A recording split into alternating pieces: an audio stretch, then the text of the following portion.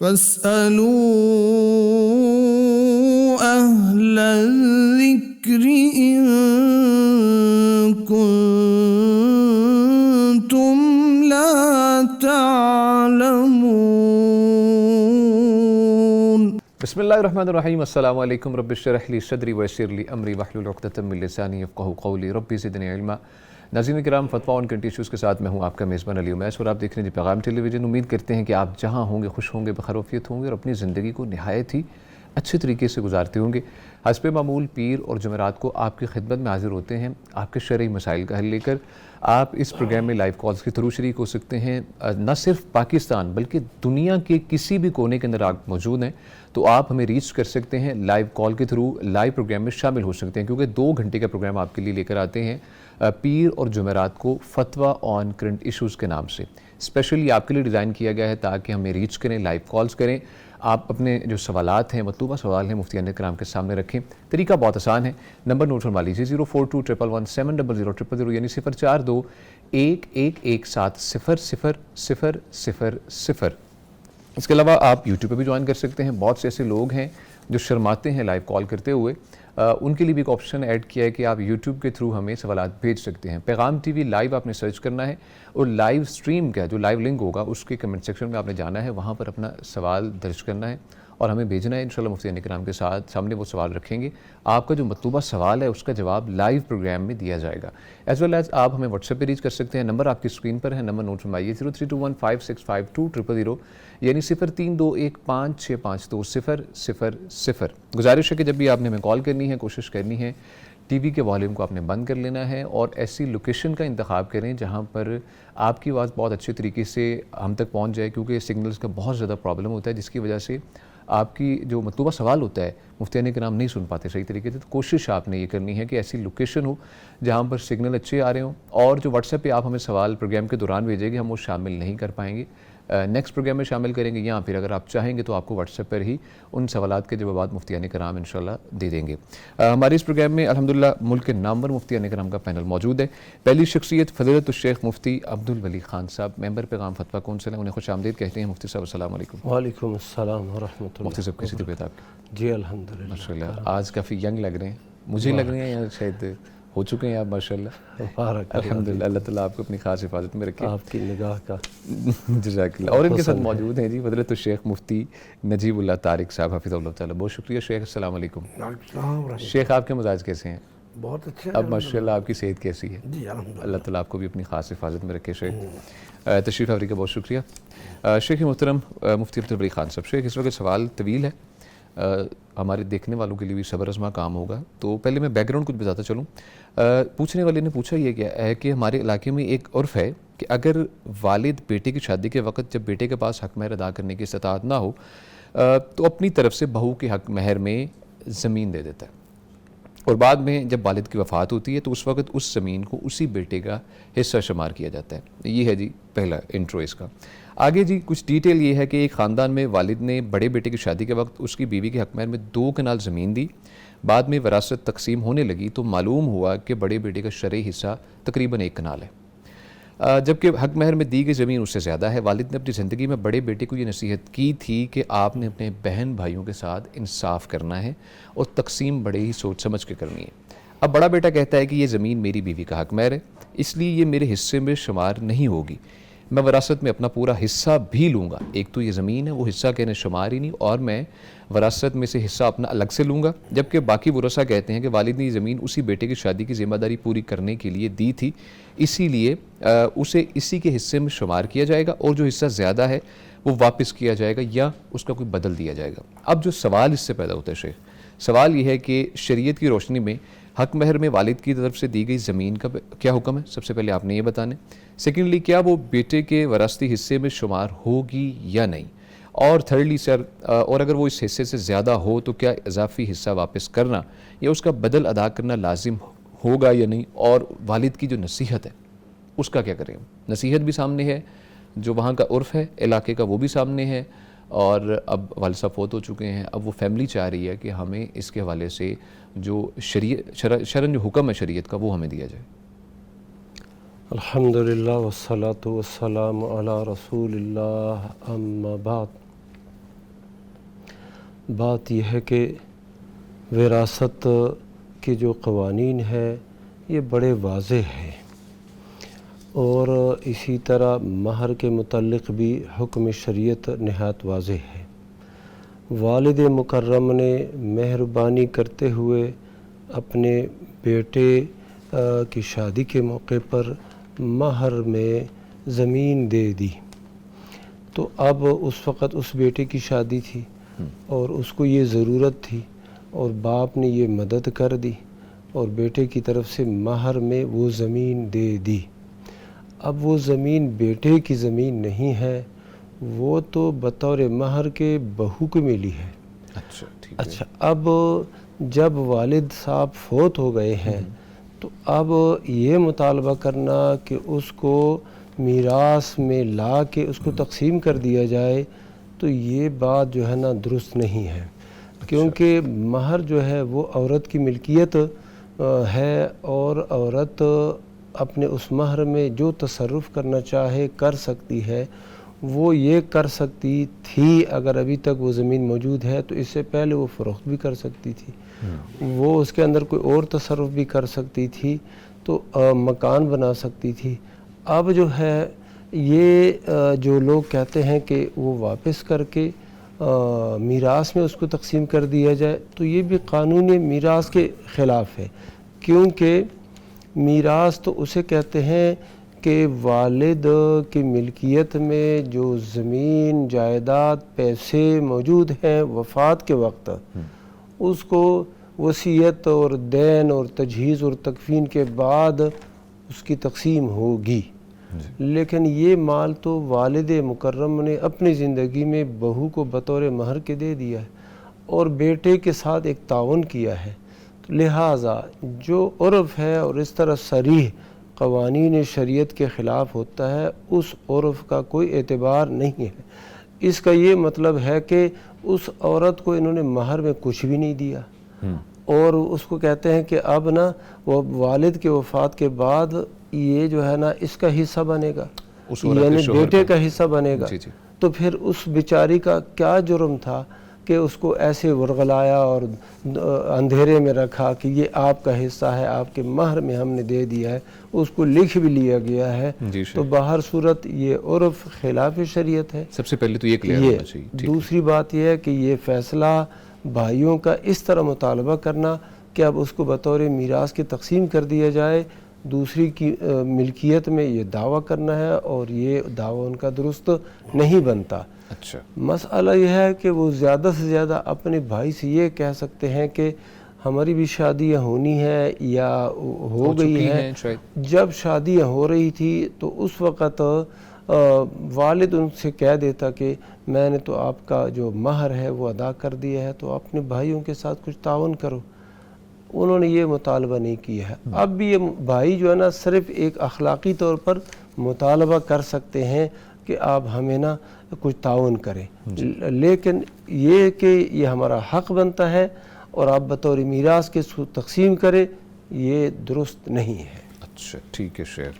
تو اس میں شیخ اب والد نے جو نصیحت کی ہے، نصیحت بے ساری شیخ آ رہی ہے جو عرف ہے وہاں کا ایک خاص معاشرے کا، والد مکرم نے جو نصیحت کی ہے کہ بہنوں کا بھائیوں کا خیال رکھنا ہے، تو اس کا مطلب اس نے تو یہ نہیں کہا ہے کہ وہ جو 2 کنال زمین آپ کی بیوی کو بطور مہر کے دیا ہے وہ بھی واپس کرنا ہے۔ لیکن والد جو ہے ان کو تو یہ پتہ ہے، کیونکہ وہاں کا عرف ہے کہ جب انہوں نے زمین دے دی اب وہی تقسیم ہوگی at the end of the day. یہ والد مکرم نے جب کر دیا ہے نا، مہر میں دے دیا ہے، اب اس کے بعد اس عرف کا کوئی اعتبار نہیں، شرعن کوئی بھی اعتبار بالکل جائز نہیں ہے۔ تو اس کا مطلب ہے وہ عرف چاہے وہ ذہن میں تھا کچھ بھی تھا، اس وقت یہ شخص رائٹ پہ ہے جو بیٹا ہے ان کا۔ ٹھیک ہے شیخ، شیخ آپ کی جانب بڑھیں گے، اس والے سے آپ بھی رہنمائی فرمائیے گا شیخ مطلب۔ ٹھیک ہے، الحمدللہ جو بیان کیا نا جی جی بالکل یہی ہے، بس صرف یہ ہے کہ ہمارے معاشرے میں جی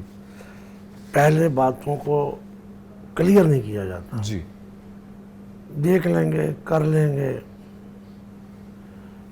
کیا بات ہے، ہماری کون سی لڑائیاں ہیں، کیڑی ونڈ پئی ہے، ایسے ہی ہم تے بھرا ہی ہیں سارے، خون ہے، پہلے یہ باتیں کرتے ہیں بالکل شیخ، اور بعد میں 8 آنے پہ جھگڑتے ہیں۔ یہ بہت بعد میں کڑوی حقیقت ہے شیخ یہ۔ پہلے تو ایک تو یہ ہے کہ خطبات جمعہ میں اس چیز کا نا علماء کو بیان کرنا چاہیے کہ معاملات کلیئر کیے جائیں، اور واقعی بعض اوقات عرف میں کوئی چیز ہوتی ہے اور بچے سمجھ رہے ہیں کہ ہمارا ہی ہے، عرف میں بچے یہ سمجھ رہے ہوتے ہیں۔ اگر وہ بچے یہ سمجھ رہے ہیں تو پھر ان کو سمجھانا چاہیے، ان کو سمجھانا چاہیے۔ اب ایسی صورت میں اس دلہن کو کہا جا سکتا ہے کہ میرے بھائی بالکل ہی کنگال ہو گئے ہیں، ساری 2 کنال زمین تھی، میں پہلا بیٹا تھا، انہوں نے نہیں شیخ اس طرح آپ کو تھوڑا سا میں کریکشن کر دوں، 2 کنال میں سے 1 کنال تو حصے میں آ رہی ہے، اس کا مطلب اور بھی کافی زمین ہے۔ جی جب بہن بھائیوں میں تقسیم کر رہے ہیں 2 کنال دی تھی، بھائی کہتے ہیں وہ بھی اس میں ڈالو جہاں پر سب میں تقسیم ہو، ایڈ کر کے جتنی جتنی بنتی ہے، اور 1 کنال بیسیکلی بھائیوں کے حصے میں آ رہی ہے۔ ارے وہ تو جو مفتی صاحب نے بیان کیا ہے وہ اب بیوی کے ساتھ بات کریں، اچھا وہ اپنا آپس کا معاملہ ہے میاں بیوی کا، اس کے ساتھ کر لیں کہ دیکھو کر لو، تعاون کر لو، یہ کر لو، اور کوئی معاملہ سب اس دلہن کے ہاتھ میں، اچھا دلہن کے وہ ہاتھ خاتون جو چاہے وہ کر سکتی ہے، اور وہ رائٹ پہ، اور اس کو اس حوالے سے وہ کیا کہتے ہیں نا کہ اس کو بہت زیادہ ڈریگ نہیں کیا جا سکتا اس معاملے میں۔ میں۔ دیکھیں نا بعض اوقات حالات ایسے ہوتے ہیں کہ بعد میں ان میاں بیوی کے پاس لاکھوں کروڑوں روپے آ گیا، جی اور بیوی کہتے ہیں دے دو 2 کنال، کوئی بات نہیں، یہ بھی بات درست ہے شیخ صاحب کی، شکریہ، جزاک اللہ۔ لائیو کالر ہے ہمارے ساتھ، السلام علیکم۔ وعلیکم السلام۔ بلال صاحب ہمارے ساتھ موجود ہیں۔ بلال صاحب کیسے ہیں آپ جی؟ الحمدللہ سر، آپ سنائیں۔ الحمدللہ، اللہ کا شکر۔ کیا پوچھنا چاہیں گے آپ مفتی صاحب سے؟ سر میرا سوال یہ ہے کہ جب ہم مسجد میں جاتے ہیں اور جماعت کھڑی ہو جائے جی، اور رکوع کی حالت میں ہو اور ہم رکوع کی حالت میں اس میں شامل ہوں، تو کیا وہ رکعت گنی جائے گی یا اسے دوبارہ ادا کرنا پڑے گا؟ اچھا جی، ٹھیک ہے، بہت شکریہ بلال صاحب، آپ موجود تھے ہمارے ساتھ اوکاڑا سے۔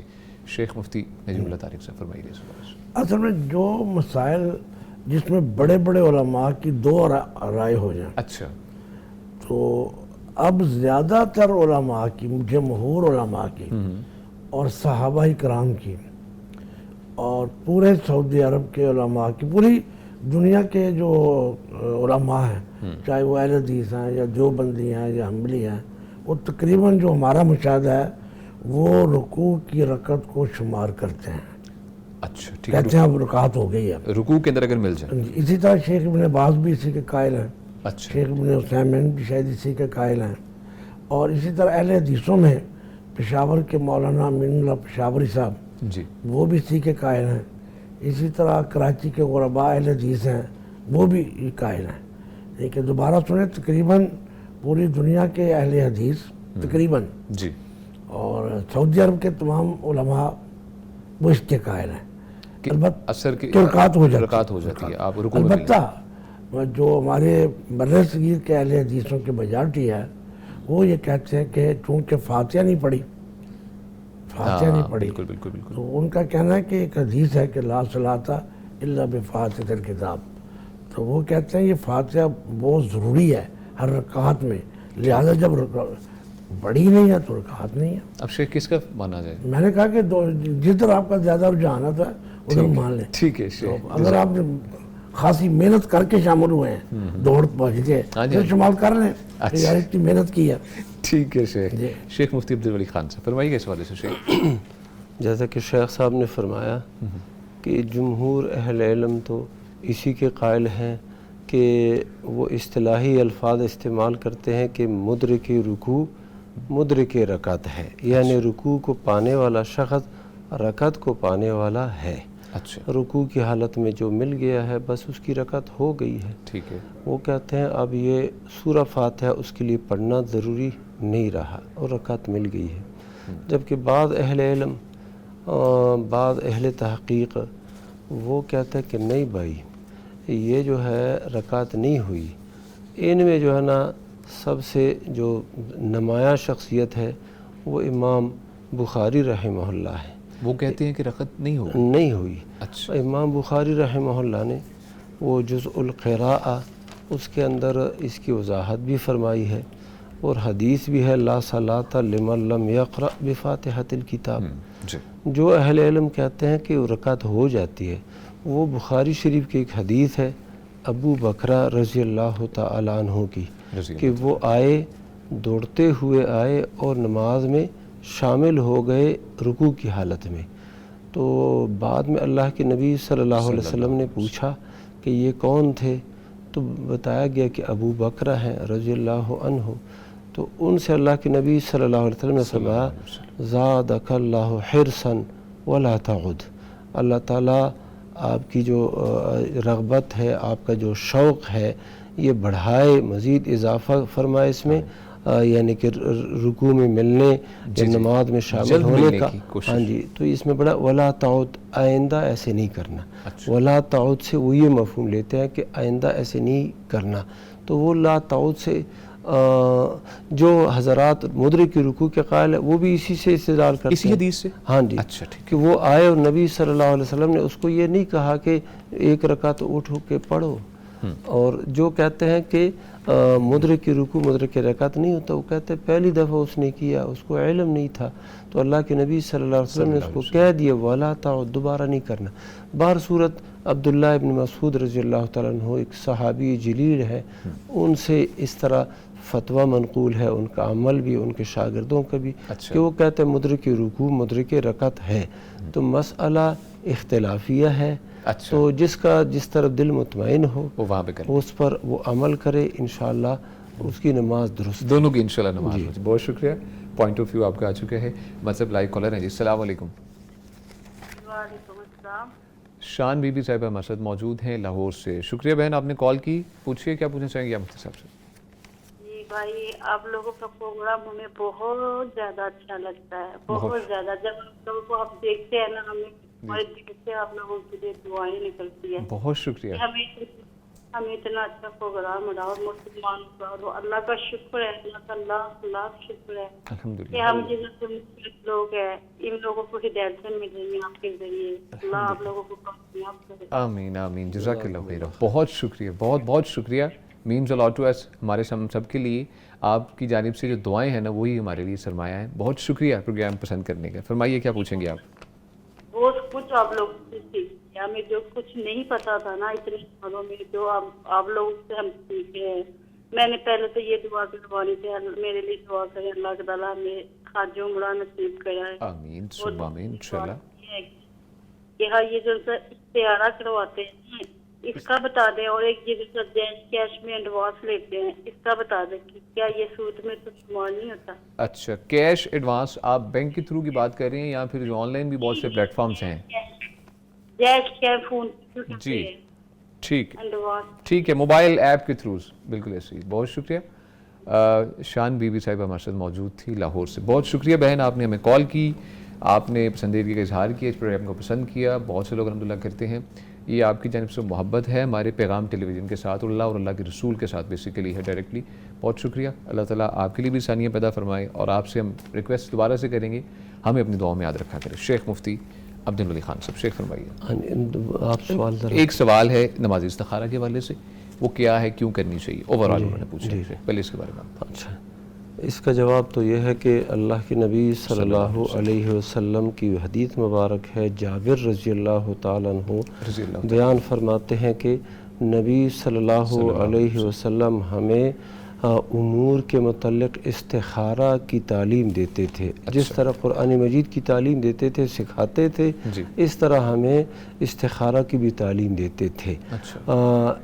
تو پھر اس میں یہ الفاظ ہیں کہ اللہ کے نبی صلی اللہ علیہ وسلم نے یہ فرمایا، جب تم میں سے کوئی شخص کسی کام کا ارادہ کرے فَلْيَرْكَعْ رَكْعَتَيْنِ مِنْ غَيْرِ الْفَرِيضَةِ، وہ 2 رکعت نماز پڑھے فرض کے علاوہ، فرض نماز نہیں، فرض کے علاوہ کوئی بھی نماز آپ پڑھیں، اور ثُمَّ يَدْعُ، پھر یہ دعا استخارہ پڑھیں، اللہم انی استخیرک بعلمک واستقدرک بقدرتک۔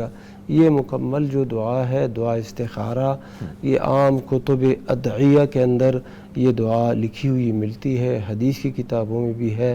حسن المسلم جو دعاؤں کی مشہور کتاب ہے اس کے اندر بھی موجود ہے، ٹھیک ہے۔ ترجمے کے ساتھ یہ بندہ پڑھے اور دل و جان سے متوجہ ہو کے ان الفاظ پہ وہ پڑھے.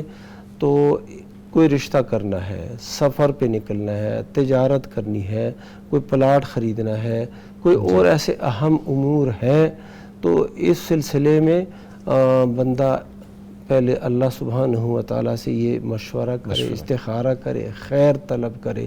تو 2 رکعت پڑھے، 2 رکعت کے بعد یہ دعا پڑھے، اور اس دعا کے دوران یہ ہے کہ ان ھذا الامر، یہ جو کام ہے، یہ میں رشتہ کر رہا ہوں، بیٹی کا رشتہ دے رہا ہوں یا لے رہا ہوں، یہ جو بھی صورتحال ہے، سفر پہ نکل رہا ہوں، تو اس میں یہ اگر میرے لیے دنیا اور آخرت میں بھلائی کا باعث ہے تو یا اللہ اس کو کر دے، میرے نصیب میں کر دے.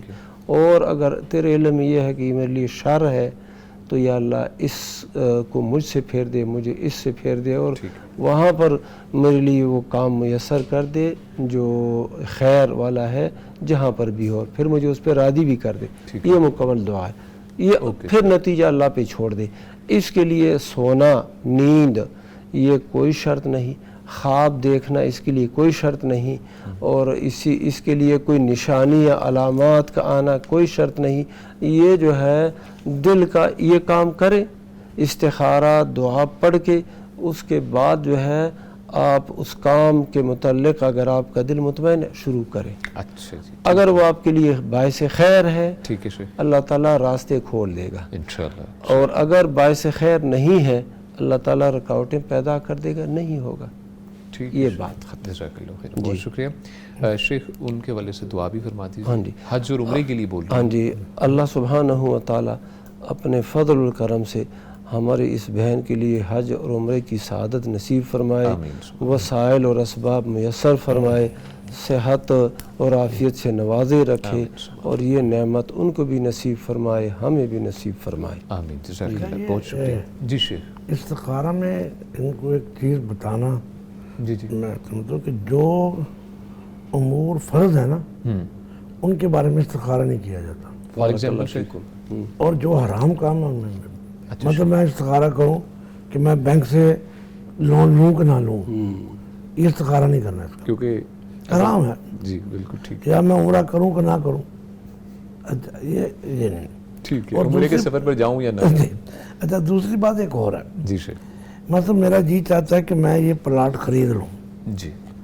اب میں نے استخارہ کیا، میں چاہتا تھا خریدنا چاہتا تھا، استخارہ کیا، اب وہ پلاٹ مجھے نہیں ملا، پھر مجھے اپنے دل کو مطمئن کرنا چاہیے یہ پلاٹ میرے لیے بہتر نہیں تھا، خیر ہی نہیں تھی. پھر اپنے دل کو مضبوط کرے، یار وہ پلاٹ نکل گیا، پلاٹ نکل گیا. اللہ کے بندے تم نے استخارہ کیا ہے، وہ اللہ نے تمہارا استخارہ انشاءاللہ قبول کیا، یہ پلاٹ تمہارے لیے بہتر نہیں تھا. جی جب استخارہ کیا نا پھر اس کے بعد دل جمائے. شیخ جزاک اللہ، بہت شکریہ. شیخ ایڈوانس کے والے سے آپ کی جانب پڑیں گے. شیخ ایڈوانس انہوں نے بولا ہے آن لائن ایپس کے تھرو ایڈوانس منگوانا پیسے، وہ سود میں آتا ہے یا نہیں شیخ؟ اس کی 2 صورتیں ہیں. جی. ایک تو یہ ہے کہ بعض اوقات آپ کے پاس موبائل میں بیلنس ختم ہو جاتا ہے، جی.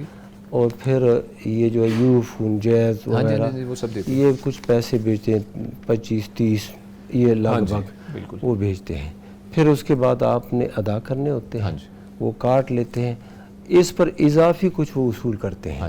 اس اضافی جو پیسے ہیں اس کے لیے انہوں نے رکھا ہوا ہے کہ یہ سروس چارجز ہیں، اور فکسڈ ہوتے ہیں. ہاں وہ فکس ہوتے ہیں اور سروس چارجز ہوتے ہیں. تو جب یہ بیان کر دیا جاتا ہے کہ یہ سروس چارجز ہیں تو پھر اس کے لینے دینے میں انشاءاللہ کوئی حرج نہیں. دوسری بات یہ ہے کہ آپ نے جو ان سے لیا ہے نا، پیسے نہیں لیے، آپ نے ان سے منٹ لیے ہیں، ایم بیز لیے ہیں، اور جو ہے نا انہوں نے آپ کو پیسے تو نہیں دیے نا، نہ یہ آگے پھر آپ فروخت کرنے کی وہ ہے، تو یہ آپ کو ملے ہیں منٹس، تو وہ ایک جنس بھی نہیں ہے. آپ دے رہے ہیں پیسے اور آپ کو مل رہے ہیں منٹس اور ایم بی، تو انشاءاللہ اس میں تو گنجائش ہے. جو دوسری صورت ہے وہ یہ ہے کہ وہ قرض لیتے ہیں 1000-2000 آن لائن زیادہ مقدار میں، پھر واپسی اس کی جو ہوتی ہے اس میں مزید اضافہ کر کے وہ دیا جاتا ہے، تو وہ سروس چارجز نہیں ہوتے، وہ باقاعدہ وہ منافع یا انٹرسٹ یا سود جی جی بالکل. جو بھی آپ نام دے دے یہ وہ ہوتا ہے. اور یہ بینک بھی کرتے ہیں اور اسی طرح دوسرے جو ایپس ہیں وہ بھی کرتے ہیں اور یہ سود ہے, یہ جائز نہیں ہے. اچھا ٹھیک ہے. شیخ مفتی نجیب اللہ طارق صاحب. لیکن مجھے اس بارے میں کوئی علم ہی نہیں ہے. اچھا یہ جو کیش کرتے ہیں شیخ میں آپ کو کچھ ڈیٹیل مائنر بتا دوں. آن لائن ایپس ہیں, وہاں پر آپ اپلائی کرتے ہیں, بلکہ آپ کو وہ کہہ دیتے ہیں آپ فار ایگزامپل 10,000 روپیہ لیے ایک مہینے کے لیے. اب جب میں لیٹ کرتا جاؤں گا پیسے میرے بڑھتے جائیں گے. ایک مہینے کے بعد آپ کے پاس فار ایگزامپل 15,000, آپ نے 15 دن اور لیٹ کیا, آپ کے 20,000, تو یہ قرض پہنچتا اتنا زیادہ ہو جاتا ہے کہ ادا نہیں ہو سکتا. اس وجہ سے اگر تو میں جس طرح سمجھا ہوں جی جی شیخ جی جی بعض اوقات کہتے ہیں کہ 1,000 روپیہ لے لو, ہاں جی. اگر فلاں تاریخ تک دو گے تو 1,000 ہی دو. اس میں یہ نہیں ہوتا. اس میں آپ نے چاہے ایک دن بعد دینا ہے چاہے آدھے دن بعد تو نہیں, جائز نہیں بنتا. جائز نہیں. ٹھیک ہے شیخ, جزاک اللہ, بہت شکریہ. شیخ فضیلت الشیخ نجیب اللہ طارق صاحب فرمائیے گا شیخ, پوچھا گیا ہے کہ اگر والد اپنی زندگی میں ایک بیٹے کو کاروبار کھڑا کر کے دے اور دوسرے بچوں کو کچھ نہ دے تو وفات کے بعد وراثت میں اس کا اثر کیا ڈلے گا؟ شیخ آپ کی اجازت سے پہلے کالر کو ایڈ کرتے چلیں, لائیو کالر ہیں. شکریہ. السلام علیکم. وعلیکم السلام. محمد شعیب صاحب ہمارے ساتھ موجود ہیں بہاول نگر سے. شکریہ کال کرنے کے لیے. شعیب صاحب کیسے ہیں آپ؟ الحمدللہ سر, آپ سنائیں. الحمدللہ, اللہ کا شکر. فرمائیے کیا پوچھنا چاہیں گے آپ؟ سر میرا مسئلہ یہ ہے کہ میرا نکاح ہوا تھا شرعی, مطلب کہ ابھی رجسٹرڈ نہیں تھا. اچھا ٹھیک ہے. تو رخصتی بھی نہیں ہوئی تھی ابھی. تو میں نے غصے میں آیا کہ ہماری کوئی انبن ہوئی بیگم سے نا, تو میں نے میسیج پہ اس کو 3 دفعہ مطلب بیوقوفی کر کے طلاق ہے طلاق ہے طلاق ہے 3 دفعہ میسیج پہ بول دیا. ابھی اس کا شرعی حل مجھے چاہیے, میں بہت پریشان ہوں, اس کو بہت محبت کرتا ہوں. اچھا کتنی دیر ہوئی ہے آپ نے, یہ کتنے دن گزرے ہیں؟ ابھی یہ تھوڑے بھی نہیں ہوئے, کہ 3-4 دن ہوئے. اچھا ٹھیک ہے محمد شعیب صاحب, بہت شکریہ, آپ نے ہمیں کال کی بہاول نگر سے. جی جی کوئی لقاء ملاقات تو نہیں ہوئی, نکاح تو جی ڈراپ ہو چکے ہیں شیخ. دونوں صورتوں میں ڈسکشن کر لیتے ہیں. شیخ بتائیے گا. شیخ مفتی عبدالعلی خان سے فرمائیے گا. جی اس بھائی نے یہ کہا تھا نا کہ ابھی رخصتی نہیں ہوئی, صرف نکاح ہوا ہے, ان سے نکاح ہوا ہے اور نکاح سے پہلے یا نکاح کے بعد رخصتی سے پہلے اس نے یہ طلاق دے دی. جی تو مسئلہ یہ ہے کہ رخصتی سے پہلے جب بندہ طلاق دے دیتا ہے تو وہ ایک ہی طلاق سے بیوی بائنہ ہو جاتی ہے. اگر رخصتی سے پہلے ایک طلاق دے دے تو پھر بائنہ ہو جاتی ہے, اور اس لڑکی پر کوئی عدت بھی نہیں ہوتی. فما لکم علیہن من عدت تعتدونہا, یہ معاملہ ختم ہو چکا ہے. اب یہ دوبارہ ان کو نکاح کرنا پڑے گا. اچھا نکاح کریں گے اور اس کے پاس وہ جو گولیاں جو ہے نا, وہ ایک گولی نکل چکی ہے, وہ تو ختم ہو گیا معاملہ. اب اس کے پاس 2 ہی باقی ہیں. یہ طلاق ایک طرح کی گولی ہوتی ہے, تو وہ 2 گولیاں باقی ہیں. لیکن شیخ یہاں پہ تو مکمل ہو گئی ہے آپ کے مطابق, کیونکہ ابھی رخصتی بیسیکلی یہ ہے کہ ایک طلاق جو ہوتی ہے نا, جی جی جی یہ رجعی نہیں ہوتی, بلکہ اس کو کہتے ہیں طلاق بائن. بائن کا شیخ بائن وہ اس کو یہ کہتے ہیں جو کہ جس سے رجوع ختم ہو جاتا ہے. رجوع ممکن نہیں. ہاں, یعنی عدت کے اندر پھر رجوع نہیں ہوتا, کیونکہ یہ عورت جو ہے نا اس کی رخصتی تو ہوئی نہیں, عدت تو لاگو نہیں ہوگی. ہاں عدت نہیں ہوگی, جی ٹھیک تو رجوع تو عدت کے اندر ہی ہوتا ہے. اچھا اب جیسے اس نے طلاق کہہ دی ہے نا, تو طلاق لفظ کہنے سے وہ بائنہ ہو گئی. یہ بعد میں جو دوسری اور تیسری دے رہا ہے یہ ہوا میں چلی گئی ہے. ٹھیک ہے, یہ اس کی کوئی وہ یعنی کہ شمار اس ان طلاقوں کی نہیں ہوگی, اور یہ کسی بھی مسلک میں نہیں ہوتی. اچھا ٹھیک. ہاں جی, یعنی کہ مسئلہ ایک طلاق ہوئی ہے, ایک طلاق ہوئی ہے, لیکن بغیر نکاح کے رجوع کر سکتے ہیں؟ نہیں کریں گے, نکاح دوبارہ پڑے گا. ہاں جی دوبارہ. ہاں شیخ, کیونکہ ایک تو شیخ اگر رخصتی ہو جاتی اس صورت میں, کیونکہ کلیئر کرتے ہیں لوگوں کو, رخصتی ہونے کے بعد اگر ایک طلاق دی, ایک طلاق دی یا ایک ہی وقت میں 3 طلاقیں دی, کتنی بھی دے دی, تو وہ ایک رجعی طلاق ہوتی ہے. ٹھیک ہے, اور 3 بار منفذ آنے سے پہلے یہ رجوع کر سکتا ہے. رجوع کا طریقہ, رجوع کا یہ ہے کہ زبانی کہے کہ میں رجوع طلاق وغیرہ۔ سے رجوع کرتا ہوں، اپنی بیوی کو میں ٹھیک ہے۔ بیوی بنانا چاہتا ہوں اور گواہ بنا دے اس کے اوپر، معاملہ ختم۔ اور اگر عدت گزر گئی، 3 بار مینسز آئے، یہ اس نے نہ عملی رجوع کیا نہ قولی رجوع کیا اور عدت گزر گئی، عدت گزرنے کے بعد پھر کیا ہوگا؟ ان کا بھی نیا نکاح ہو سکتا ہے آپس میں، دوبارہ نیا نکاح ہو سکتا ہے، کیونکہ ایک رجی طلاق ہوئی ہے۔ اور ہمارے اس بھائی کے لیے اب دوبارہ نکاح ہے۔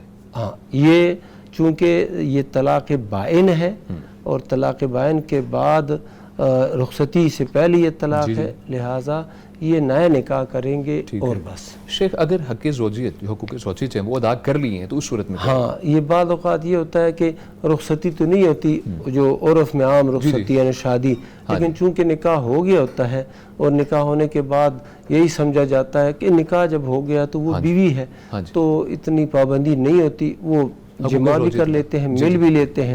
تو اس صورت میں پھر جب یہ طلاق اس نے دی ہے تو یہ طلاق رجعی طلاق ہے۔ اب یہ اسی دوران ہی کہے، اس کو فون کرے کہ میں رجوع کرتا ہوں تو رجوع ہو جائے، بس۔ بہت شکریہ، تھینک یو سو مچ۔ تفصیل طلب تھا، تمام تر معاملہ ڈسکس ہو جانے چاہیے۔ ہمارے ساتھ لائیو کالر ہیں، شامل کرتے ہیں جی۔ السلام علیکم۔ وعلیکم السلام ورحمۃ اللہ وبرکاتہ۔ محمد عمیر سے بہت شکریہ، آپ نے ہمیں کال کی، فرمائیے کیا پوچھنا چاہیں گے آپ؟ کیسے ہیں؟ خیریت سے ہیں؟ الحمدللہ، آپ کیسے ہیں؟ الحمدللہ۔ اچھا، مفتی صاحب سے سوال ہے کہ یہ اسماء الحسنہ میں جو نام آتے ہیں، ایسے نام اگر ہم اپنے بچوں کے رکھتے ہیں، جیسے کہ میرا عبد الرحمن، عبد الرحیم، عبد المالک وغیرہ، تو یہ نام رکھنے کے بعد ہم نے یہ دیکھا ہے کہ بہت سے لوگ ان کو پورا نہیں پکارتے۔ جیسے عبد الرحمن ہے تو کہیں گے رحمان رحمان کہہ کے پکاریں گے، عبد الرحیم ہے تو رحیم رحیم کہہ کے پکاریں گے۔ تو اس طریقے سے اگر کوئی بلاتا ہے تو یہ بلانا گناہ ہے، اور میں مطلب ہماری والدہ یہ کہتی ہیں کہ اس طرح کے نام بچوں کے نہ رکھے جائیں کیونکہ لوگ صحیح بلاتے نہیں ہیں۔ تو اس وجہ سے مفتی صاحب سے کہنا بتائیں ذرا۔ ٹھیک ہے، بہت شکریہ۔ محمد عمیر صاحب ہمارے ساتھ موجود تھے نواب شاہ سے۔ شیخ مفتی نجیب اللہ طارق صاحب، فرمائیے گا اس حوالے سے۔ نام تو پورا ہی پکارنا چاہیے، اگر اللہ کے نام کے ساتھ نسبت ہے کوشش تو یہی کرنی چاہیے۔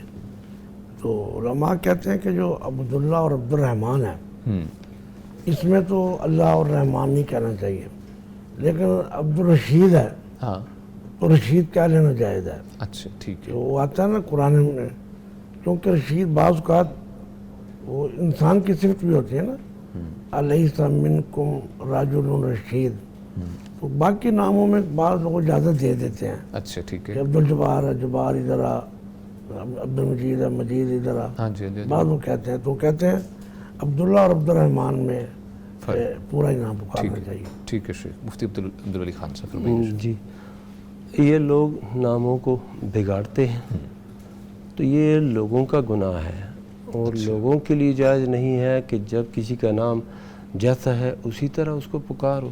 تو عبداللہ ہے اور عبد الرحمن، یہ تو حدیث میں آیا ہے کہ احب الاسماء الی اللہ تعالی عبداللہ و عبد الرحمن، یہ اللہ تعالیٰ کو پسندیدہ نام ہے۔ ٹھیک ہے، اب لوگوں کی وجہ سے بندہ ایسے نام نہ رکھے تو یہ تو صحیح نہیں۔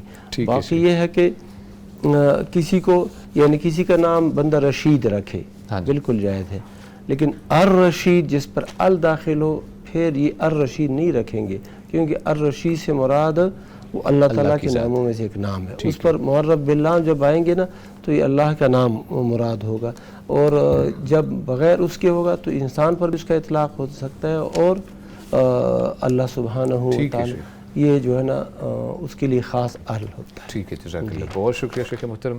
ناظرین، آپ کی جانب سے سوالات پوچھے گئے ہیں یوٹیوب کے کمنٹ سیکشن میں بھی، اور کالز بھی کافی آ چکی ہیں، کوشش کریں گے انہیں شامل کریں، لیکن یہاں پر وقفہ ہے، ہمارے ساتھ رہیے گا۔ فاسألوا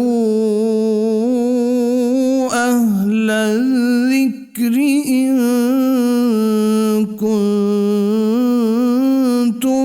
لا تعلمون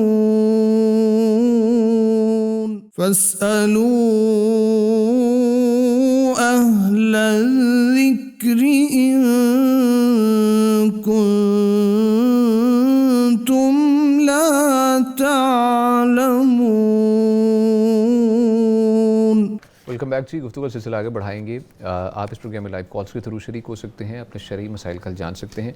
نمبر نوٹ فرما لیجیے 0421170000، یعنی 0421170000۔ اس کے علاوہ آپ ہمیں یوٹیوب پہ جوائن کر سکتے ہیں، پیغام ٹی وی لائیو سرچ کیجیے اور یوٹیوب کے لائیو اسٹریم میں اپنے سوالات لکھیے, مفتیان کرام سے ان کے جوابات انشاءاللہ آپ کو لائیو پروگرام میں مہیا کیے جائیں گے. ایز ویل ایز آپ ہمیں واٹس ایپ پہ ریچ کر سکتے ہیں. نمبر آپ کی اسکرین پر ہے, نمبر نوٹ فرما لیجیے 0321565200 یعنی 0321526000. شیخ مفتی نجیب اللہ طارق صاحب آپ کی جانب پڑھیں گے. شیخ محترم دوبارہ سوال پڑھ دیں. جی شیخ, پوچھا یہ گیا ہے کہ اگر والد اپنی زندگی میں ایک بیٹے کو کاروبار کھڑا کر کے دے اور دوسرے بچوں کو کچھ بھی نہ دے تو وفات کے بعد وراثت پر اس کا کیا اثر پڑے گا؟ شیخ جو میں سمجھا ہوں اس قسم کے سوالات تقریباً ہمیں معاشرے میں درپیش ہیں. جی میرے خیال میں یہ مین ٹو مین اور ہر گھر کا علیحدہ فتویٰ ہوگا اس میں. اچھا کیونکہ صورتحال بہت مختلف ہوتی ہے. ٹھیک ہے شیخ. مثال کے طور پہ ایک باپ وہ اپنے بڑے بیٹے کو کاروبار کہتا ہے کہ تم کرو, پیسے دیتا ہے, اور وہ بیٹا کرتا رہتا 50 سال کاروبار کرتا رہتا ہے, اس کے علاوہ سے کچھ بھی نہیں کیا. جی اب وہ باپ فوت ہو گیا, ابھی اس کے بچے چھوٹے ہیں یا دوسری شادی کی ہے, اب وہ چھوٹے بچے کہتے ہیں ہمیں اس میں سے حصہ ملے گا. وہ کہتا ہے جو میں نے ساری زندگی جوانی گال دی ہے, میرا تو اس کے علاوہ کوئی کاروبار ہے ہی نہیں. جی اب تم کہتے ہو کہ یہ باپ کہہ ڈالا اس کو تقسیم کر دو, میرے سے تو آئے چند. تو اس لیے میرے خیال میں اپنے علاقے کے عالم سے مشورہ کرنا چاہیے ایسے تمام مسائل میں, کہ اس کو بتائیں صورتحال. وہ عالم آپ کے محلے کا ہے, وہ آپ کے خاندان کو بھی جانتا ہوگا, بلکہ بہتر یہ ہے کہ جو عالم آپ کے خاندان کو جانتا ہے, جی شیخ, آپ کے کاروبار کو اس سے پوچھیں, وہ زیادہ صحیح بتا سکتا ہے. میں تو اس سلسلے میں یہی کہہ سکتا ہوں. اچھا ٹھیک ہے شیخ. شیخ مفتی عبدالولی خان صاحب, شیخ اس حوالے سے آپ رہنمائی فرمائیے گا. جو شیخ صاحب نے مشورہ دیا ہے یہ بہت ہی زبردست ہے اور اچھا مشورہ ہے. وجہ یہ ہے کہ یہ بتانے والے, پوچھنے والے, وہ بعض اوقات نا سوال جو ہوتا ہے وہ اپنے مطلب کا کر لیتے ہیں. ہاں جی. اور پھر اسی تناظر میں جواب دیا جاتا ہے, پھر اس جواب کو اپنے لیے وہ استعمال کرتے ہیں. دوسرا جو فریق ہوتا ہے ان کی بات آئی نہیں ہوتی. ہاں جی. تو اس لیے نا یہ بعض مسائل ایسے ہوتے ہیں کہ ان کو دونوں فریق وہ عالم کے پاس جائیں, وہ عالم کو اپنے گھر میں بلائیں, ساری صورتحال بتائیں. اور اس طرح کے مسائل میں نا جو صلح ہے وہ سب سے بہتر ہے. وہ صلح خیر, کہ مصالحت سے یہ بڑا بھائی ہے باقی چھوٹے ہیں, مصالحت سے کسی بات پر اتفاق ہو جائے جی. تو دلوں میں کدورت نہیں رہتی اور محبت قائم رہتی ہے, اختلاف نہیں واقع ہوتا. ٹھیک ہے شیخ. اور اگر یہ باقاعدہ فتوے اور قاضی کے قضا اور سارے ان چیزوں کے ضابطوں کے تحت ہم چلیں گے نا, پھر وہ خاندانی محبت اور سلسلہ ختم ہو جاتا ہے. بالکل شیخ, جزاک اللہ, بہت شکریہ. شیخ یوٹیوب کے کمنٹ سیکشن کی جانب پڑھیں گے. قاری اقصا کے نام سے آئی ڈی ہے, لکھتے ہیں جی السلام علیکم. وعلیکم السلام. میرا سوال ہے کہ کیا موت کی تمنا کی جا سکتی ہے, پہلا حصہ سوال کا. اور سیکنڈلی پوچھتی ہیں میں نے دعا کی تھی اللہ سے کہ اللہ مجھے مکے مدینے میں موت دے, ایسا کہنا جائز ہے شیخ؟ پہلے سوال کا تو جواب یہ ہے کہ نہیں, موت کی تمنا کرنا جائز نہیں ہے. اچھا. اور اللہ کے نبی صلی اللہ علیہ وسلم نے صراحتاً منع فرمایا ہے موت کی تمنا کرنے سے. اچھا ٹھیک ہے. زیادہ سے زیادہ جس بات کی اجازت دی ہے اللہ کے نبی صلی اللہ علیہ وسلم نے وہ یہ ہے کہ جب تک اے اللہ زندگی میرے لیے بہتر ہے تو مجھے زندہ رکھ, اور مجھے وفات دے دے جب وفات میرے لیے بہتر ہو. اچھا ٹھیک. یعنی اس طرح مشروط دعا کہ اگر وفات میں موت میں میرے لیے بہتری ہے تو موت دے دے. ٹھیک ہے. یہ کہنا. بعض اوقات فتنوں کا زمانہ ہوتا ہے اور بندہ آزمائشوں سے فتنوں سے بہت تنگ آ جاتا ہے, پھر بندہ کوئی ایسی دعا مانگ لے, یہ مشروط قسم کی. جی جی. یہ بالکل درست ہے. اچھا. ایک بات. دوسرے سوال کا جواب تو یہ ہے کہ اللہ کے نبی صلی اللہ علیہ وسلم نے یہ فرمایا جو تم میں سے مدینہ میں منورہ مدینہ نبویہ میں وہ اس کی موت آ جائے تو جو کوئی ایسا کر سکتا ہے تو ایسا وہ کرے. ٹھیک ہے. من کان منکم یستطیع ان یموت بالمدینہ فلیفعل اور کما قال النبی صلی اللہ علیہ وسلم، مسند احمد کی حدیث ہے. اور اسی طرح عمر رضی اللہ تعالیٰ عنہ تمنا کرتے تھے یا اللہ میری موت جو ہے نا شہادت کی نصیب فرما، تیرے راستے میں شہادت کی موت نصیب فرما، اور میری یہ جو شہادت کی موت ہے نا یہ تیرے نبی کے شہر مدینہ میں نصیب فرما. ٹھیک ہے. ان کی دعا ایسی قبول ہو گئی. تو مدینہ میں موت کی تمنا کرنا یہ بالکل صحیح ہے. اچھا. اور کہے کہ یا اللہ مجھے موت دے دے مدینہ میں جب وقت آ جائے.